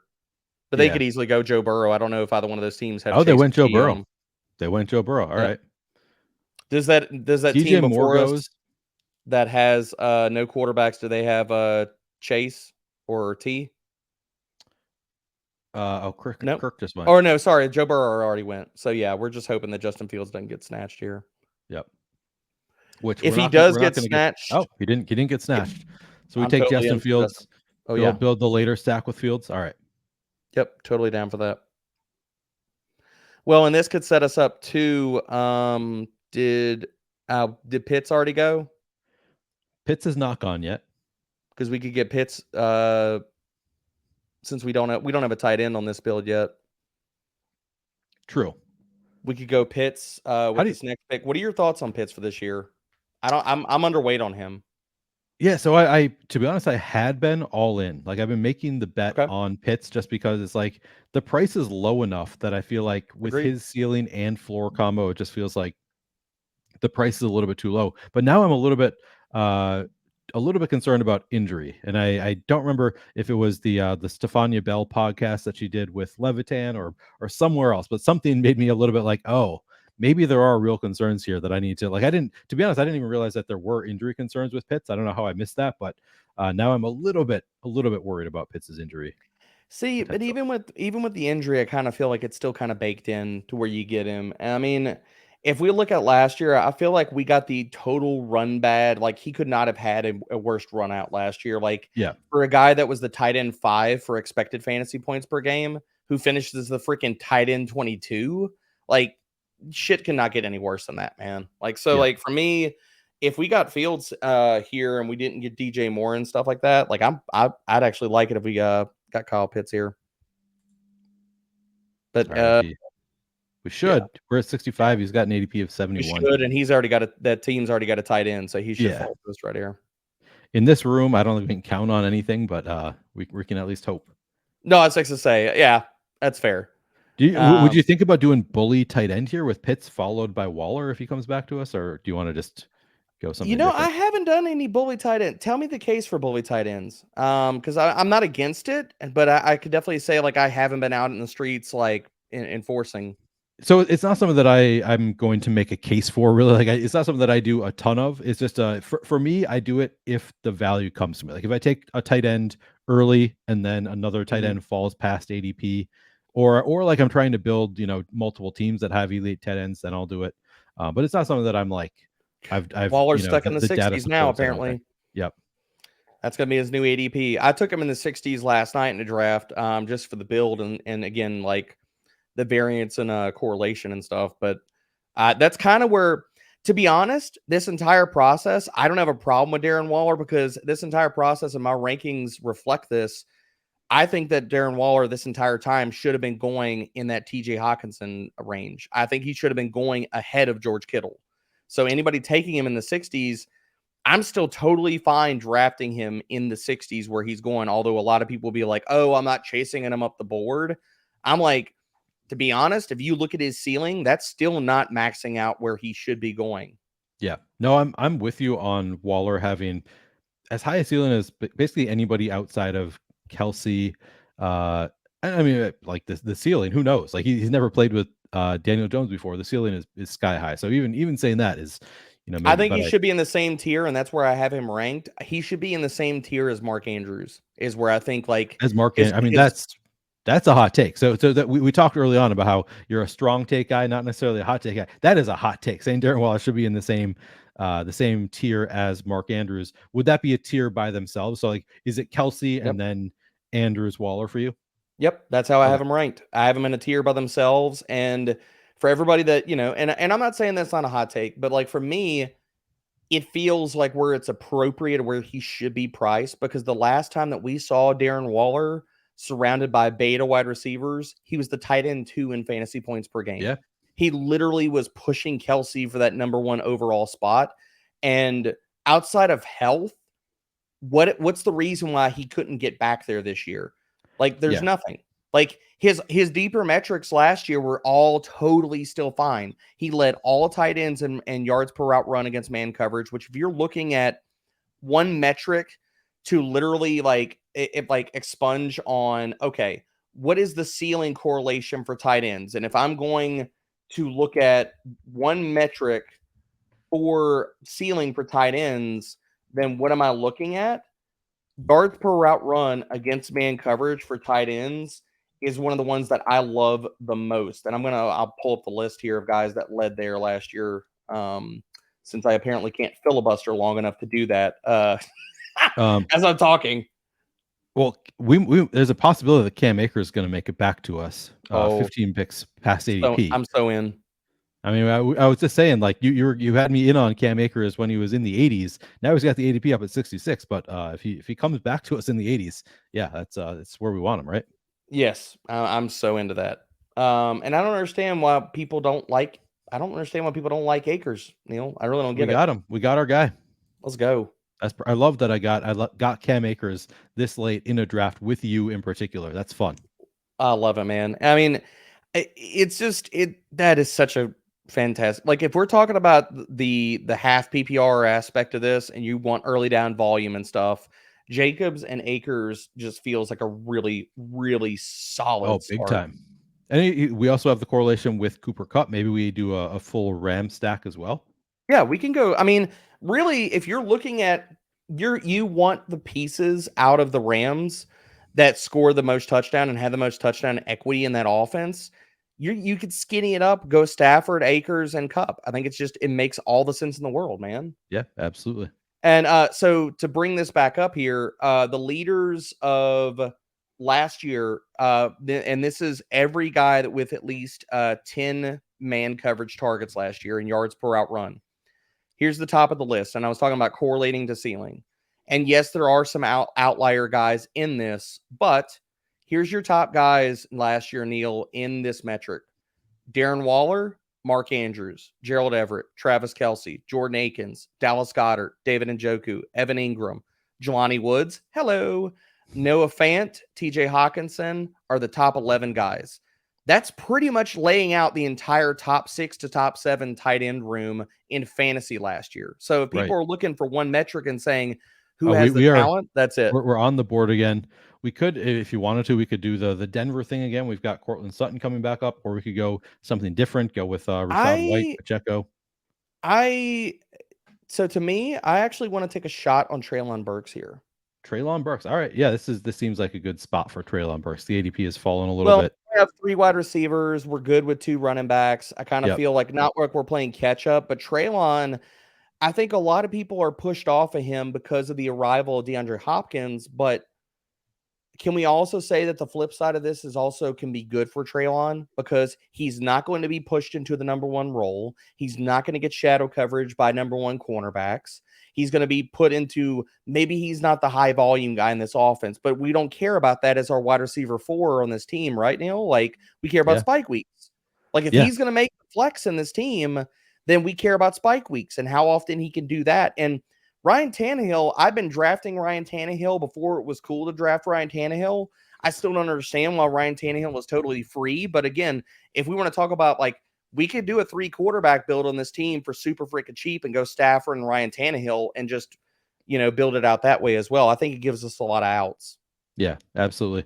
Yeah, and I think that this is the perfect draft to take Treylon Burks as your wide receiver 4 because we took 3 wide receivers in the first 4 rounds that are all like as we talked about earlier, like you're betting on these guys all hitting. We've already got 3. Like if we're taking like Jerry Jeudy, I'm not extremely confident in Jerry Jeudy at pick 41, but we already made the bet on him in this particular draft. So if we're making the bet that Jerry Jeudy is going to take a leap this year, going to pay off this 41 draft slot, then we made that bet. Yeah, I think this is the perfect draft to take Treylon Burks at 89. And I think that's a kind of the right draft spot for him anyway. So I like the pick there.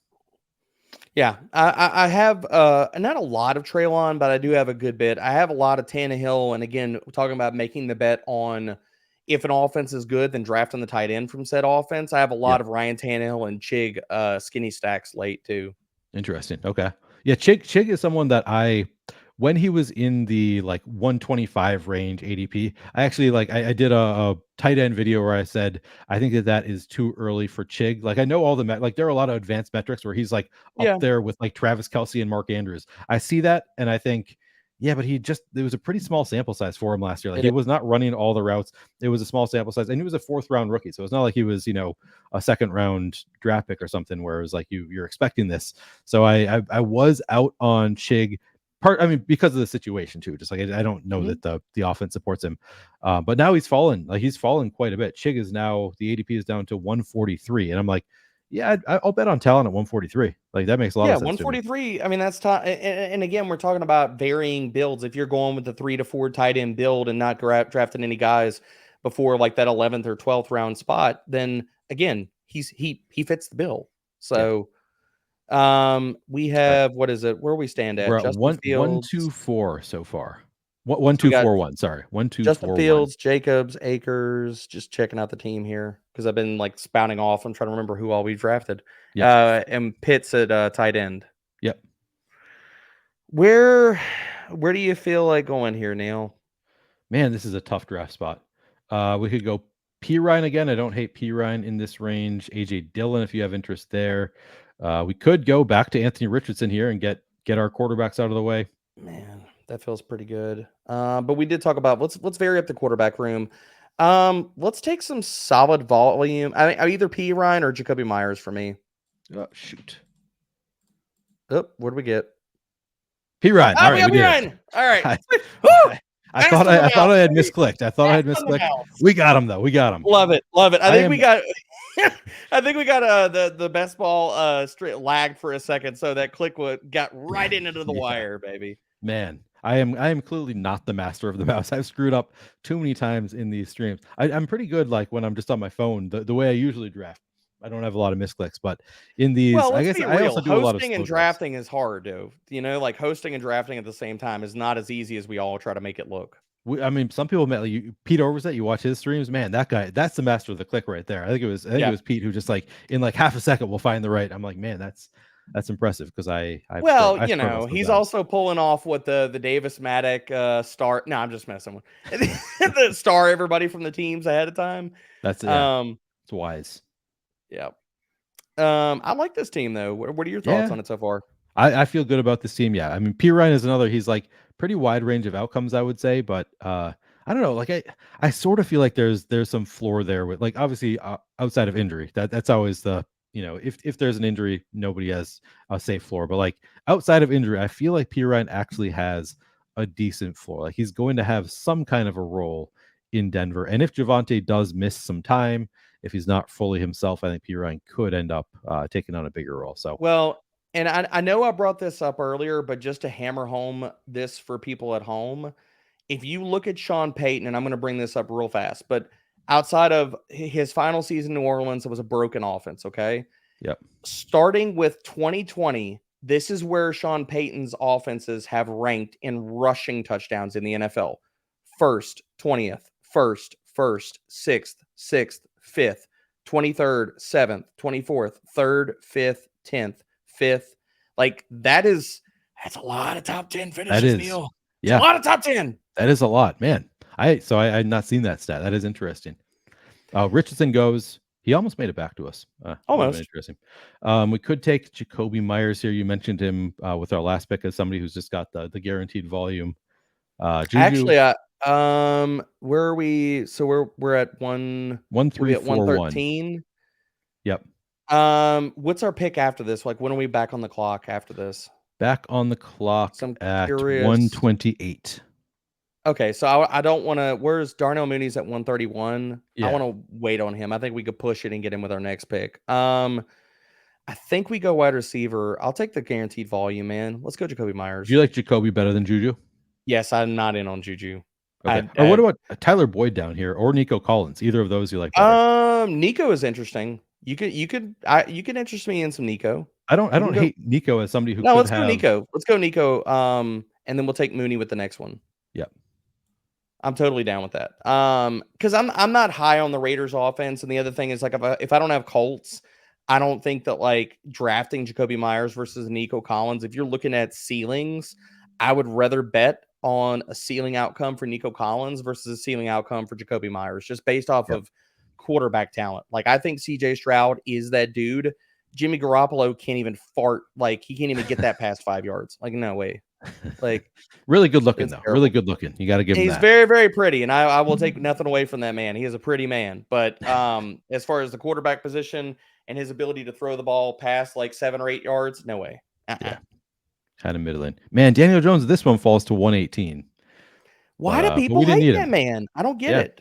I I don't know. do not understand it. I know you brought up Tyler Boyd. Where do you sit on him this year? Because I'm just kind of out. So I was very much in on him last year. I think that I'm like Same. pretty well underweight to the field this year. I don't know what's different exactly. I think maybe it's just that he's going a little bit higher in drafts, and it's just like, yeah, at this range, there are other players that I'd rather take the bet on, like we just did with Nico Collins. I feel like I usually click Nico instead of Tyler Boyd, unless I have Chiefs or Bengals stack going. Then maybe I'll break the tie towards Tyler Boyd. But yeah, I think I'm largely out. But he clearly has contingent value if we do have. See, I don't think he has much contingent value, Neil. Really? That's my problem. Is All like right, tell me about it. what What do you? I Why not? he's I mean, for me, I'll look at a player that just looks like he's slowing down, like at age 28. Like none of his metrics got better. Like this guy literally only had a 13% target share on one of the best offenses, and this was with Chase missing time. He only could muster a 15% target per route run rate, which is 92nd amongst wide receivers. And if we talk about like I want guys like earning targets is a skill. Well, Tyler Right. Boyd apparently doesn't have that skill anymore. So Yeah. even if T or Chase misses time, like he only managed, and I'm gonna quickly box score. He only managed two top 20 weeks last year in the regular season. Like that's bad. Yeah. It's not great. No, it's not good, Bob. Not good at all. Well, then I feel better about not. So Darnell Mooney made it back to us. Well, I've Let's taken go. a couple spots at ADP. I'm fine with that. Fine We're with it. betting on Justin Fields. Let's bet on Darnell Mooney. Mhm. So that I think that pick makes sense for us. Do we want to do the Ram stack to try and I know you said we could Yep. just do we might already have all the pieces that we need outside of Stafford. Do we take Stafford at 137 or push him to 152? What's his ADP? Where's his ADP He's at a at? 160 ADP, so I think we could push him. Let's We push it can to see what else. 152. Yeah. Let's push it because we also have outs with Chris Olave. We could also, if he goes, we can go Derek Carr. Oh, good point. Good point. And who else was our late guy? Who else is on our team? Well, we too? took Nico Collins, so we could We take could go CJ CJ Stroud late, too. so. We could go Ryan Tannehill. I mean, like literally, we have 3 different late quarterbacks that we consider and get as QB2, QB3. So, Yep. Again, what we're doing in these early and middle rounds is influencing what we're doing in the later rounds, man. You love to see it. Absolutely. Yeah, I think this draft is really like looking through, and we've taken some players like Darnell Mooney, not somebody I ever take unless I have Justin Fields or he falls like 15, 20 picks past ADP. Like I'm just not buying in unless I have Justin Fields. I feel like Treylon Burks a guy I don't have a lot of, and as I said, Olave is somebody that I don't have a lot of, who I am like actively trying to get more of because I think he's Same. somebody that could absolutely kill me if I don't have some. So, but I'm yeah, looking now. You got me wondering where my exposure is for a lot. I gotta pull it up because I gotta sit here and see. Now I'm sitting here wondering, I'm like, where's my Olave exposure? Because he's a guy like I do not want to be if anything, I will make sure that I will at least be a little bit over the field by the end of I'm at 11% right now, so I'm already a little bit over. Oh wow, okay. So you're doing well.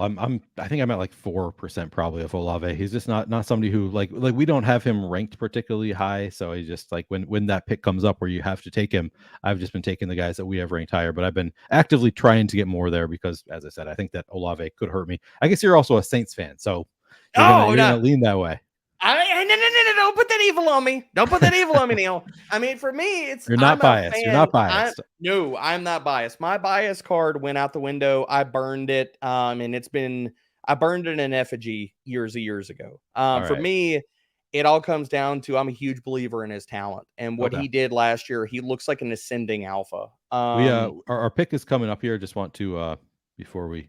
continue the conversation. So Dalton Schultz just went. He was somebody that we could have added as a secondary stack. We could add Chig to Traylon Burks if we want to start building out that Oh, Tennessee potential I stack, like that. I or like Tyler going Higbee. Chig You like or Chig Chig. over Higbee? Nah, screw it. You know what? We're going Stafford, right? Let's get Higbee. All right, I'm okay with either of these guys. And Or you if could you, also interested me with a little Puka Nakua final round. all right, I'd be in on that too. you're a Nakua over Atwell guy. Yes, very much so. Um, and this is not me hating on Tutu, but like if injury concerns would not have been a thing for Puka, he would have gone rounds way, way, way ahead of where he went. Where do Man, you he's sit on Puka? Because I could sit here and wax poetic about Puka Nakua for days, man. I So I don't watch college football. So I'll give you that full disclosure. I only know what I've read on Twitter, and my Twitter is very divided on the Puka Nakua versus Tutu Atwell camp race. Like it's been, I'm like I take a little bit of both of them in the late rounds because I don't know what to make of it. I don't know much about Puka Nakua, so you can. I must have missed you. I'm sure you've put out tweets on Puka Nakua that I just Oh, have not read those. plenty of Puka Nakua tweets. He's been the guy as soon as like I started breaking down tape for the Senior Bowl. It was one of the guys that just jumped out. My comp for him was Dollar Store Debo Samuel. Um, Wow. and this comes down to not only does he have rushing utility, he had 357 rushing yards in college. I want to say off the top of my head, it was almost 10 yards per carry. So I do believe we are going to get some yesteryear Bobby Trees action on jet sweeps and stuff this Yep. year, as well as if you look at per route efficiency over his final 2 seasons. And again, I keep bringing this up, Neil, but like these guys that do not go to helmet colleges, like the Alabamas, the SEC schools, they do not get as much love in a lot of different circles from NFL talent evaluators, draft capital, all these different things. But if you look at Puka Nakua over the final 2 seasons of college, he was 6th and 2nd in the damn nation against all wide receivers at least 50 targets in yards per route run. He was 30th and 2nd in PFF receiving grade. Those numbers jump out to me. Like they Yeah. jump off Second. the Wow. page. Jump off the page. So Yeah. I mean, I love Nakua. I love his game. I just think that he's a guy that like offers that type of versatility as well as the things that you see coming out of camp are parts or pieces that like did not show up in a lot of the athletic testing measurables. And we all get caught up in do we take Stafford here? Or do we, yes, we take Stafford. yeah, Yeah. I mean I'm here for it. there's nobody here that I feel like we need to take ahead of No, Stafford. So agreed. if I'm all in on If Stafford. Marvin Mims had still been there, which he almost was, then He maybe I would almost have said was. we I try would to have push made the it. But case for him there. Yeah. yeah, but he went where'd he go? I guess he went maybe a little bit earlier than I thought he did. Yeah, he actually didn't. He went at 143. Oh yeah. I was Yeah. watching him, but he actually went pretty early. ADP hasn't adjusted on Underdog yet for the Mims rise with Patrick. I don't think it's fully adjusted. I think I that mean, he's yeah, it probably going to was settle somewhere in the 130s. I think you're probably right. It was like 185 or something at the time. Maybe it was up Yes. to 170s, but yeah, it has risen quite a bit, but yeah, I'm sure it's continuing to. But yes, but yeah, I love taking late shots on Puka Nakua. Just to put a bow on that because Yeah. I love the idea of taking talented players that again people, and it's not to say like draft capital doesn't matter and athleticism doesn't matter because I believe in both, But if there's one position, Neil, that I'll fade some of the athleticism stuff, because how many times do we see guys that bust out? Like, I mean, take Cooper Cup, for instance, that were like nothing athletically, where you're like, holy shit, look at I this mean, guy in Justin shorts Jefferson running. is not like an No, elite. Like there's no DeAndre metric by Hopkins was which. also not an elite guy. Like, there's Yeah. so many guys. It's like, if you know how to, because there's so much more nuance to the wide receiver position versus like playing running back or Right. playing tight end.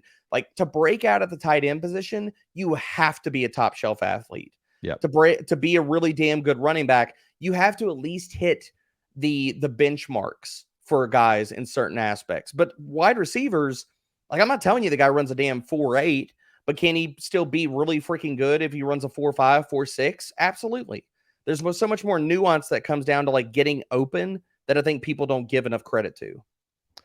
Yeah. No, I like that call. All right. So our pick is coming up here. We have 2-3-6-2. Field Stafford. We We need a got running back. Jacobs Acres. Yeah, I was thinking. I mean, did you like Algier here at 161? That's Algier Yeah. goes. Damn it. Yeah, I was gonna say yes, perfect. Chicago We Bears correlation. we could go back to Um, Roshan. we could build it out that way. We could go back to Roshan, or we could go Kendra Miller, Kendre. since he's falling. Let's take a falling Kendra Miller. Why not? Yeah, yeah. I suppose like he's fallen. I think in part because of the Kareem Hunt rumors, And and Kareem now it Hunt's not sounds going to like sign there now. right. And I don't know, like who knows if he was really a threat anyway, even if he did Agreed. sign there. So Agreed. He might not even make it out of camp. We yeah, don't know. I mean, like, right now we're all speculating. Even if he got a 1-year deal, it could have been no guarantees, and he might not even make it out of camp. So, right. yeah, I mean, if you're going to give me Kendra Miller a round and a half almost past ADP, sure, I'll take that. Let me ask you this: would you rather have Kendra Miller if you already had Javante rather than Samaje Perine? Because they're sort of like, the first 3 weeks of the season, we know Kamara is going to be out. We're also thinking that like maybe Javante Williams starts slow. So I think these two maybe look like they both could be like early starters. So they're not Mhm. like necessarily fitting like in the same puzzle. But I don't. To me, at this point in the draft, it's not really a concern. But is that something that you think about? The like, I'm expecting this guy like to be good earlier in the year, so I'd rather pair him with somebody later in the year, or is it more like let's just bet on the talent, take the talent where it comes? I think I've done both, to be honest. I don't want to talk Yeah, out both sides of my mouth, but I've done both. And I think in a lot of instances, I think I bet on the talent, but especially and this again comes down to the build. When I think you're looking at the different types of builds, Neil, and if I'm building out a zero RB team, then I think about more about early versus late production, or if I'm building out a hero yeah, RB build, then yeah, I build out more of the early versus late production. But honestly, I look at this as a discount, and this is the way I've been building a lot of my teams. I look at this as a discount bimodal build.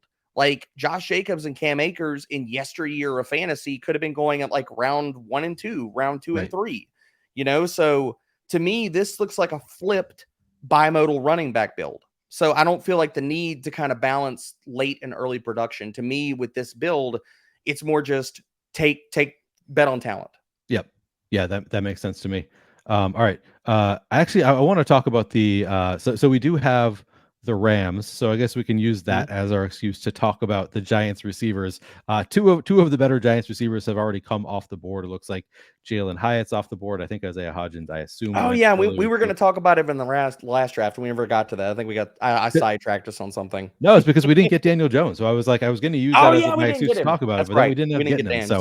Daniels. So we didn't have the opportunity to really go in. Do you have any hot takes? Do you have a strong preference in terms of ordering those Giants receivers? So Darren Oh, Waller Hodgins overall is still here, by the way. wide receiver one. Yeah, I would clearly. love. So for me, I think you're looking at the two guys that are going to play in 11 and 12. Like, they're going to not come off the field. My favorite two Giants wide receivers are Isaiah Hodgins and Darius Slayton, because I think Hodgins is going to play the X. I think Slayton is going to play the Z. I think those two guys will not leave the field.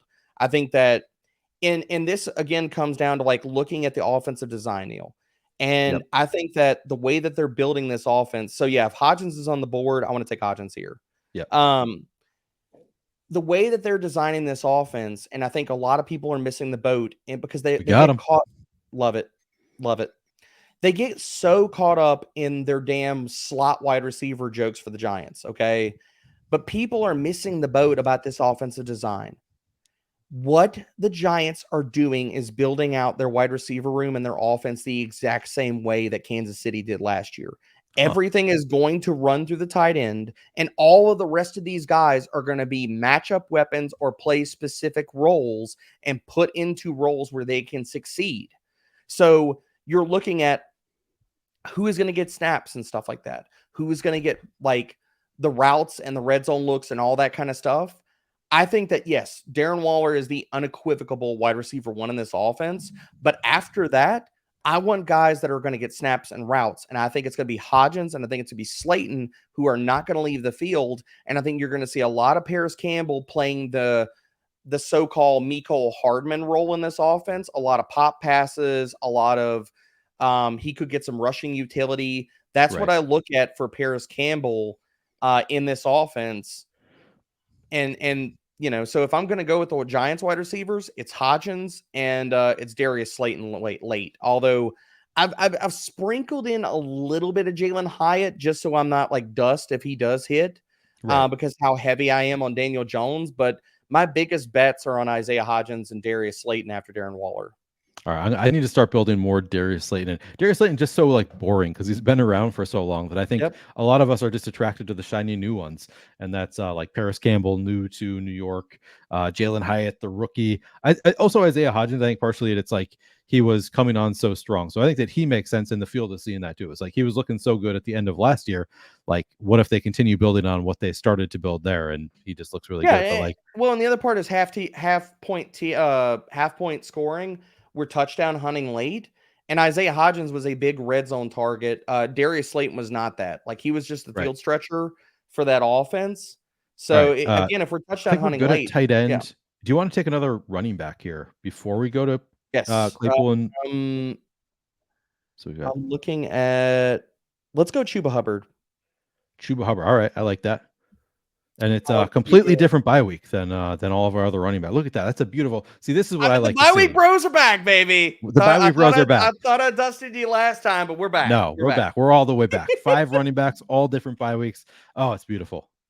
All Love it. right. So, Love it. so what would you think of this finish? Would you do you even need another Chicago receiver to go with Fields? We've already got Darnell Mooney in there. Do you even want to go after Chase Claypool? I know the camp bus has also been picks up hamstring injuries the latest. He had been all of the things like he's scoring touchdowns on every play from scrimmage, whatever was all the hype a couple days ago. Are Who you a was our tight believer end in room Claypool again? at all? Who was our tight end room again? So we've got Pitts and Higbee. Yeah, I think we've already made a firm enough bet on Stafford, to be honest, that Yep. I would go with Claypool. I think that, you know, we're making the bet with Claypool that Justin Fields throws more than people are giving him credit for. And Yep. honestly, at this price point, again, we talked about the fact that Darius Slayton has not moved up the board at all. Chase Claypool has been in the 200s the entire offseason, Yeah. you know, and he's going to be a starter in 3 wide receiver sets for Chicago. And Yep. I'm a big believer in Chase Claypool's talent, man. Like, I think I people know don't it's like him. I think people it's don't the like him. TikTok thing, maybe. They love to hate him. Yeah. Like, I don't get it. And I put out, let me find it real quick, Neil. While we're waiting on Claypool to get to us. I put out a tweet earlier in the offseason about Chase Claypool, and I don't think that what people really understand is the role that he played when he was there. Okay, here it is. Chase Claypool, in the 3 games that he managed to play at least 63% of the snaps. And I know we're talking about small samples here, Sure. and I know that this offense has changed. But in those 3 games, Chase Claypool got a 22% target share. He had a 50% end zone target share and a 28% target per route run rate. They made a point to get him involved. And if we believe in the talent, and I believe in the talent, like, you don't come out in your rookie season and post exceptional yards per route run metrics and blow up and then just like you're all of a sudden just a terrible player. Right. I don't believe in that. I believe in the talent. And I believe also that Ben Roethlisberger was total dust. He hated Chase Claypool from all the sources that I have around Pittsburgh that talked about how he did not want to throw the ball to Chase Claypool. He loves Deontay, did love Deontay. Wow. I just think it was a bad situation coupled with if you have an aging quarterback whose arm goes to like basically a pop gun, is Yep. the archetype of wide receiver that Chase Claypool is, who's a contested guy, he wins at the catch point. Does that necessarily marry very well with a aging quarterback that can't throw the damn ball at all? Right. No, it doesn't. Good point. We do have one more pick. So if Nakua comes back to us at the 209, would you want to make this a 2592 build, or is there another position that you'd rather, or somebody else that you'd rather go It after? would either be Nakua or taking a shot on another running back here. For me, because we have what, 5? Yeah, we've got 5 running backs. We can't take any running backs with these bye weeks, or we're gonna have to give our card back. So you got to I keep that mean, in mind. we'll have to give our card back. So we're avoiding 7, 9, 10, 11, 13. Take Joshua Kelly. Could take Joshua Kelly because we also have Denver guys. We don't really have. I mean, we don't need to have all 6 unique No, bye I weeks. want to keep the card, Neil. No, All right, we're you want to staying keep with our this, card. All right, okay? good. I want to It's a good keep the tiebreaker, card, right? Yeah, okay? we want to keep our bye week bro card. All right. I'm So not really, it giving would the have to card back. be. It would have to be. Not even 11. So it would have to be week 5, week 6, which I don't know if there's any really like late round week 6 that I can think of. Week 14, I can't think of anybody that you'd want really Let's late. just take Nakua so we keep the card and we insure. And Yeah, to be honest, the other part about this is I feel pretty good about this running back room at 5. I do too. Yeah, I mean Um, we started with 2 pretty early, and I guess Cam Akers was pick 80, but he fell way past ADP. Yeah, he fell past ADP. And again, like I talked about it, like I look at this team as a discount bimodal team. Because you have Samaje P. Ryan as a back. And the other thing is we've already built into our Giants, Saints, Rams correlation with Kendre Miller, which now that I'm looking at it, I Yeah, didn't even realize when we did I that. was going to say that earlier. Actually, I was like, I didn't even think about it as we were making the pick. And we But have yeah, Olave. So I mean, really, we just been talking the table. This has worked out great for us. it really has. So I mean, why don't we just I mean, again, we talked about how we've already doubled down or we've made the bet on the Rams offense. I mean, in these large field settings, Neil, like isn't it more behoove us to like sit here and go lean heavier into the bet? Yeah, absolutely. We're just making as few bets as possible here and taking advantage of just Just make heavy getting few correlate things bets. right instead of Yep, having to get an 18 leg parlay by just taking random players. Yeah. damn right. So we made massive bets on Chicago and the Rams, basically. Yeah, and I think it turned out well. I think I'm happy with both of the drafts that we did today. We Cooper Cup. I mean, speaking of ADP, like players coming, like the earlier it happens, if you can get a player 3 picks past ADP in the first round. Cooper Cup is like generally the tier 1, and like the tier 1 I would say is like those top 5 are like a tier of their own, and I feel like Cooper Cup fell to us beyond his tier Yep, at he pick 8. did. He fell, and it's all comes down to that hamstring injury, and everything we're hearing is like, okay, well, I mean, he's probably going to be fine to start the year, and with the way that we have this build constructed as well, I mean, we have I'm looking for our team here. We have Olave and we have Here. Judy. So even if Cup starts off slow, we also have upside bets at the wide receiver position that can cover us for the first few weeks. Yeah, absolutely. So I feel good about the way this draft went. I feel like these were 2 strong drafts. Let me ask you that. No, I'll ask you for the grade first, and then I'm going to ask you to compare them. And I don't know if I'm going to be able to pull them up side by side, so we'd have to remember a little bit. I guess I could go to my results and we could look at them, but I'd be curious which one you like better of the 2. Ooh, So we that's a got good this one. call. We have Field, Stafford, Jacobs, Akers, Pirine, Miller, Hubbard, Hmm.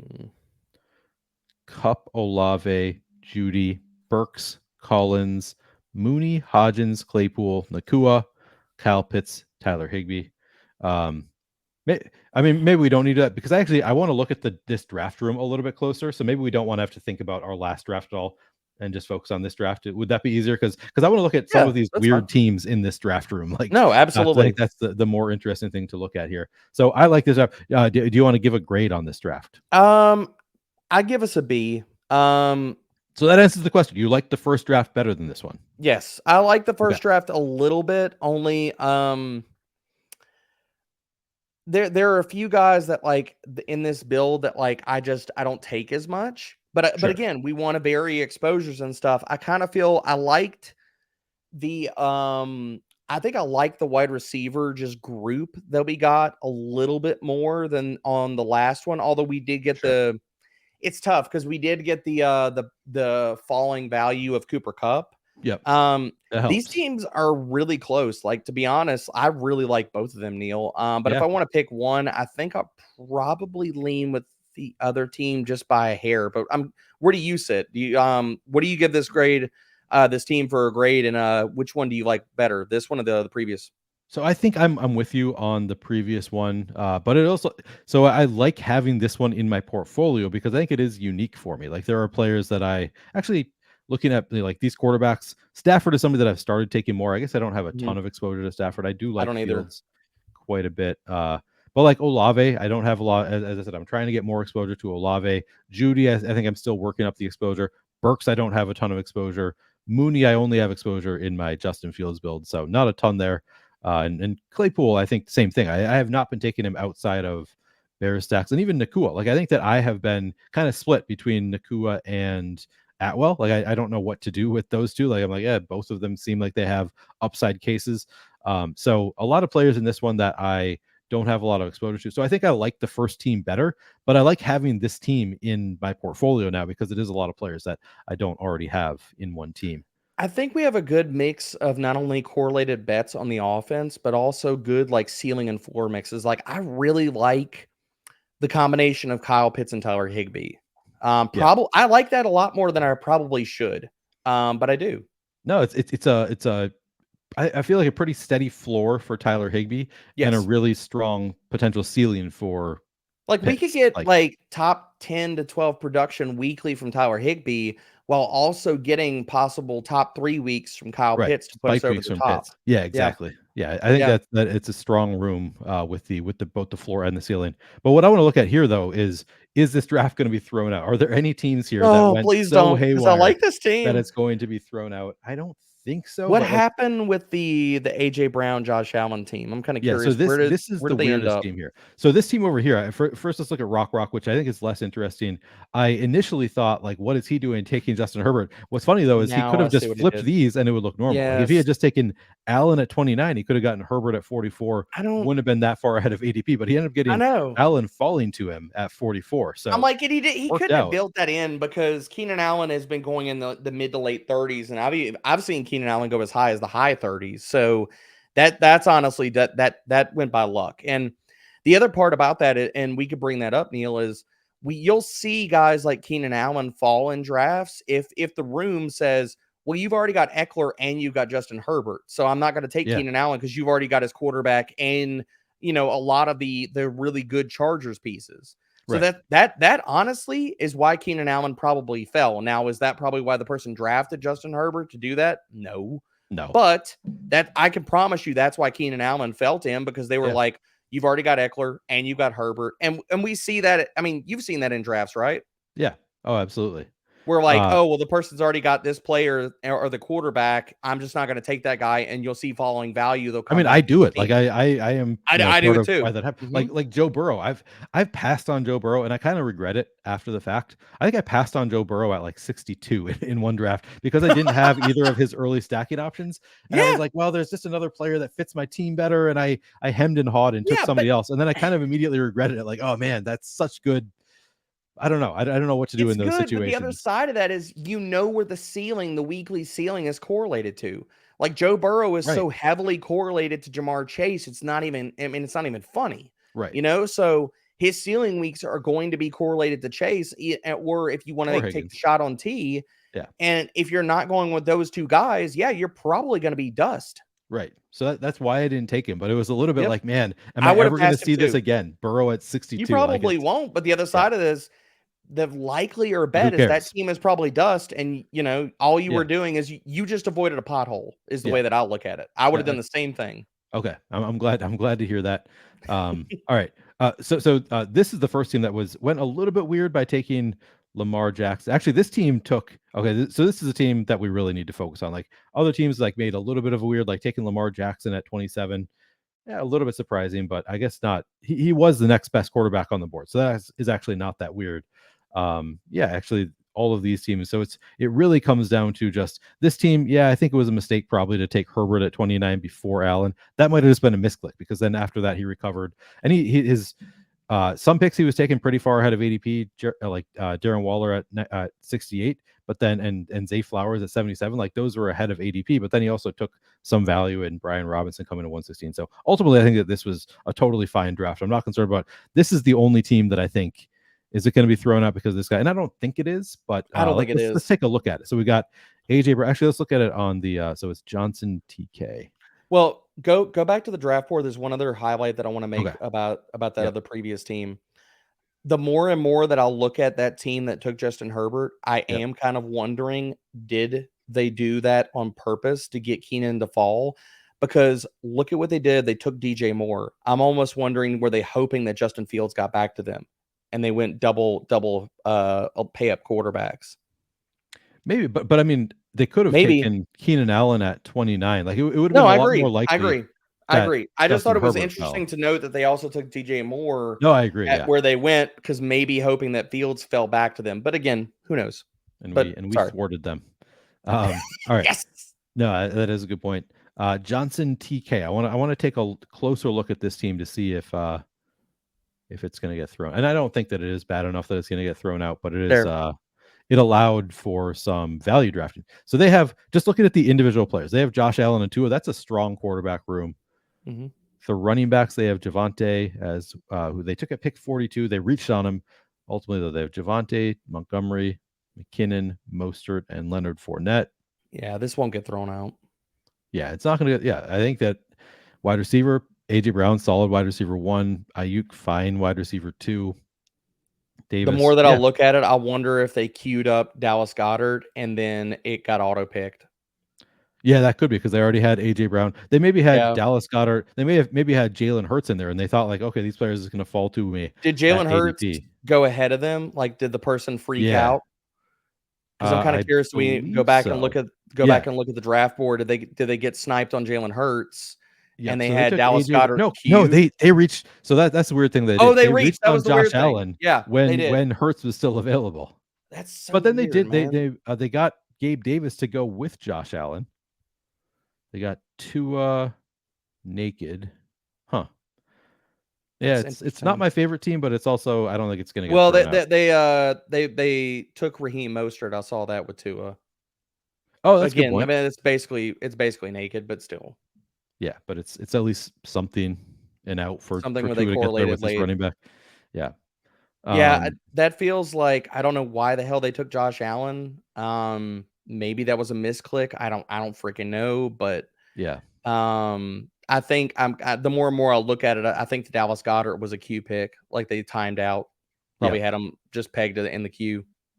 Yep, that is probably right. And maybe they had Josh Allen queued up in case Stephon Diggs fell to them. I don't know. There's a You lot know of what? weird things That that actually happen. could be the case. Maybe they had Josh Allen queued and Dallas Goedert. Like they could have easily had like Stephon Diggs, Josh Allen, AJ Brown, Dallas Goedert, Jalen Hurts all queued up, Right. and then the order was off or something.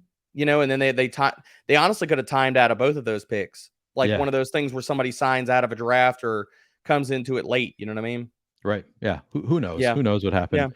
But ultimately, I think just looking at it, like, yeah, Goddard they took way too early. Javante they took way too early. It Everything would else make was in line. yeah, but everything else was largely in line with ADP. So maybe they got back to their computer at that point and started taking the Like, how players they can I wanted. salvage this freaking team Yeah. that I screwed up? And Which honestly, if that is I'm the not gonna case, lie, they I've did a been fine there. job. They did a fine job of They recovering if did. that is the case because They they got did. Gabe They did a Davis. really good job of recovering. I think the shots that they took on, even though they took them early, like, oh, that Javonte Williams pick is really early. Again, like, Yes. I'm like, is that a Q pick? I don't freaking know. Yeah. But I think they recovered pretty nicely, like at the wide receiver room, like taking a upside shot on Brandon Ayuk and some of the other guys that they got. I agree with Right. it. Yeah. Yeah. Absolutely. Well, so we've done our 2 drafts. So like on to the third. No, I'm kidding. We're not gonna do 3 drafts back to back to back. I'm going to throw your Twitter up on the screen just because you put so much good information out there, so well researched.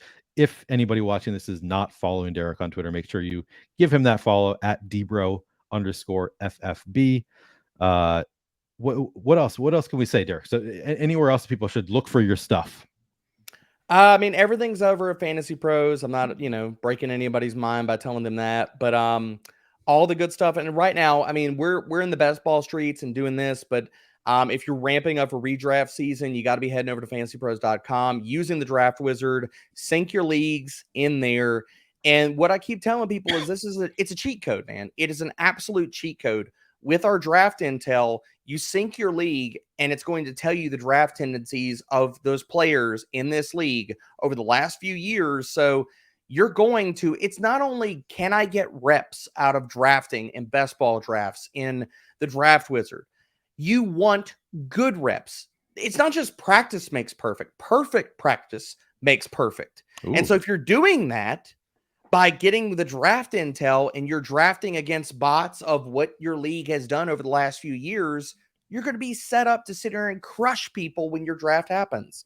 So, I mean, really right now, that's all the things and stuff, Neil, man. It's draft season and all my content's over at Fantasy Pros, my perfect draft article, which has, I want to say over 60 players, and I walk people through every single round of the draft, is live on the site right now. As well as if you go to the top of my Twitter profile, you click the link right there at the very top. It sends you to my custom URL at Fantasy Pro. So it's all of my articles there, all of the offseason research right there next to the lovely state of Texas. Yep. It goes to everything that I have done and will continue to do on Fantasy Pros is all right there.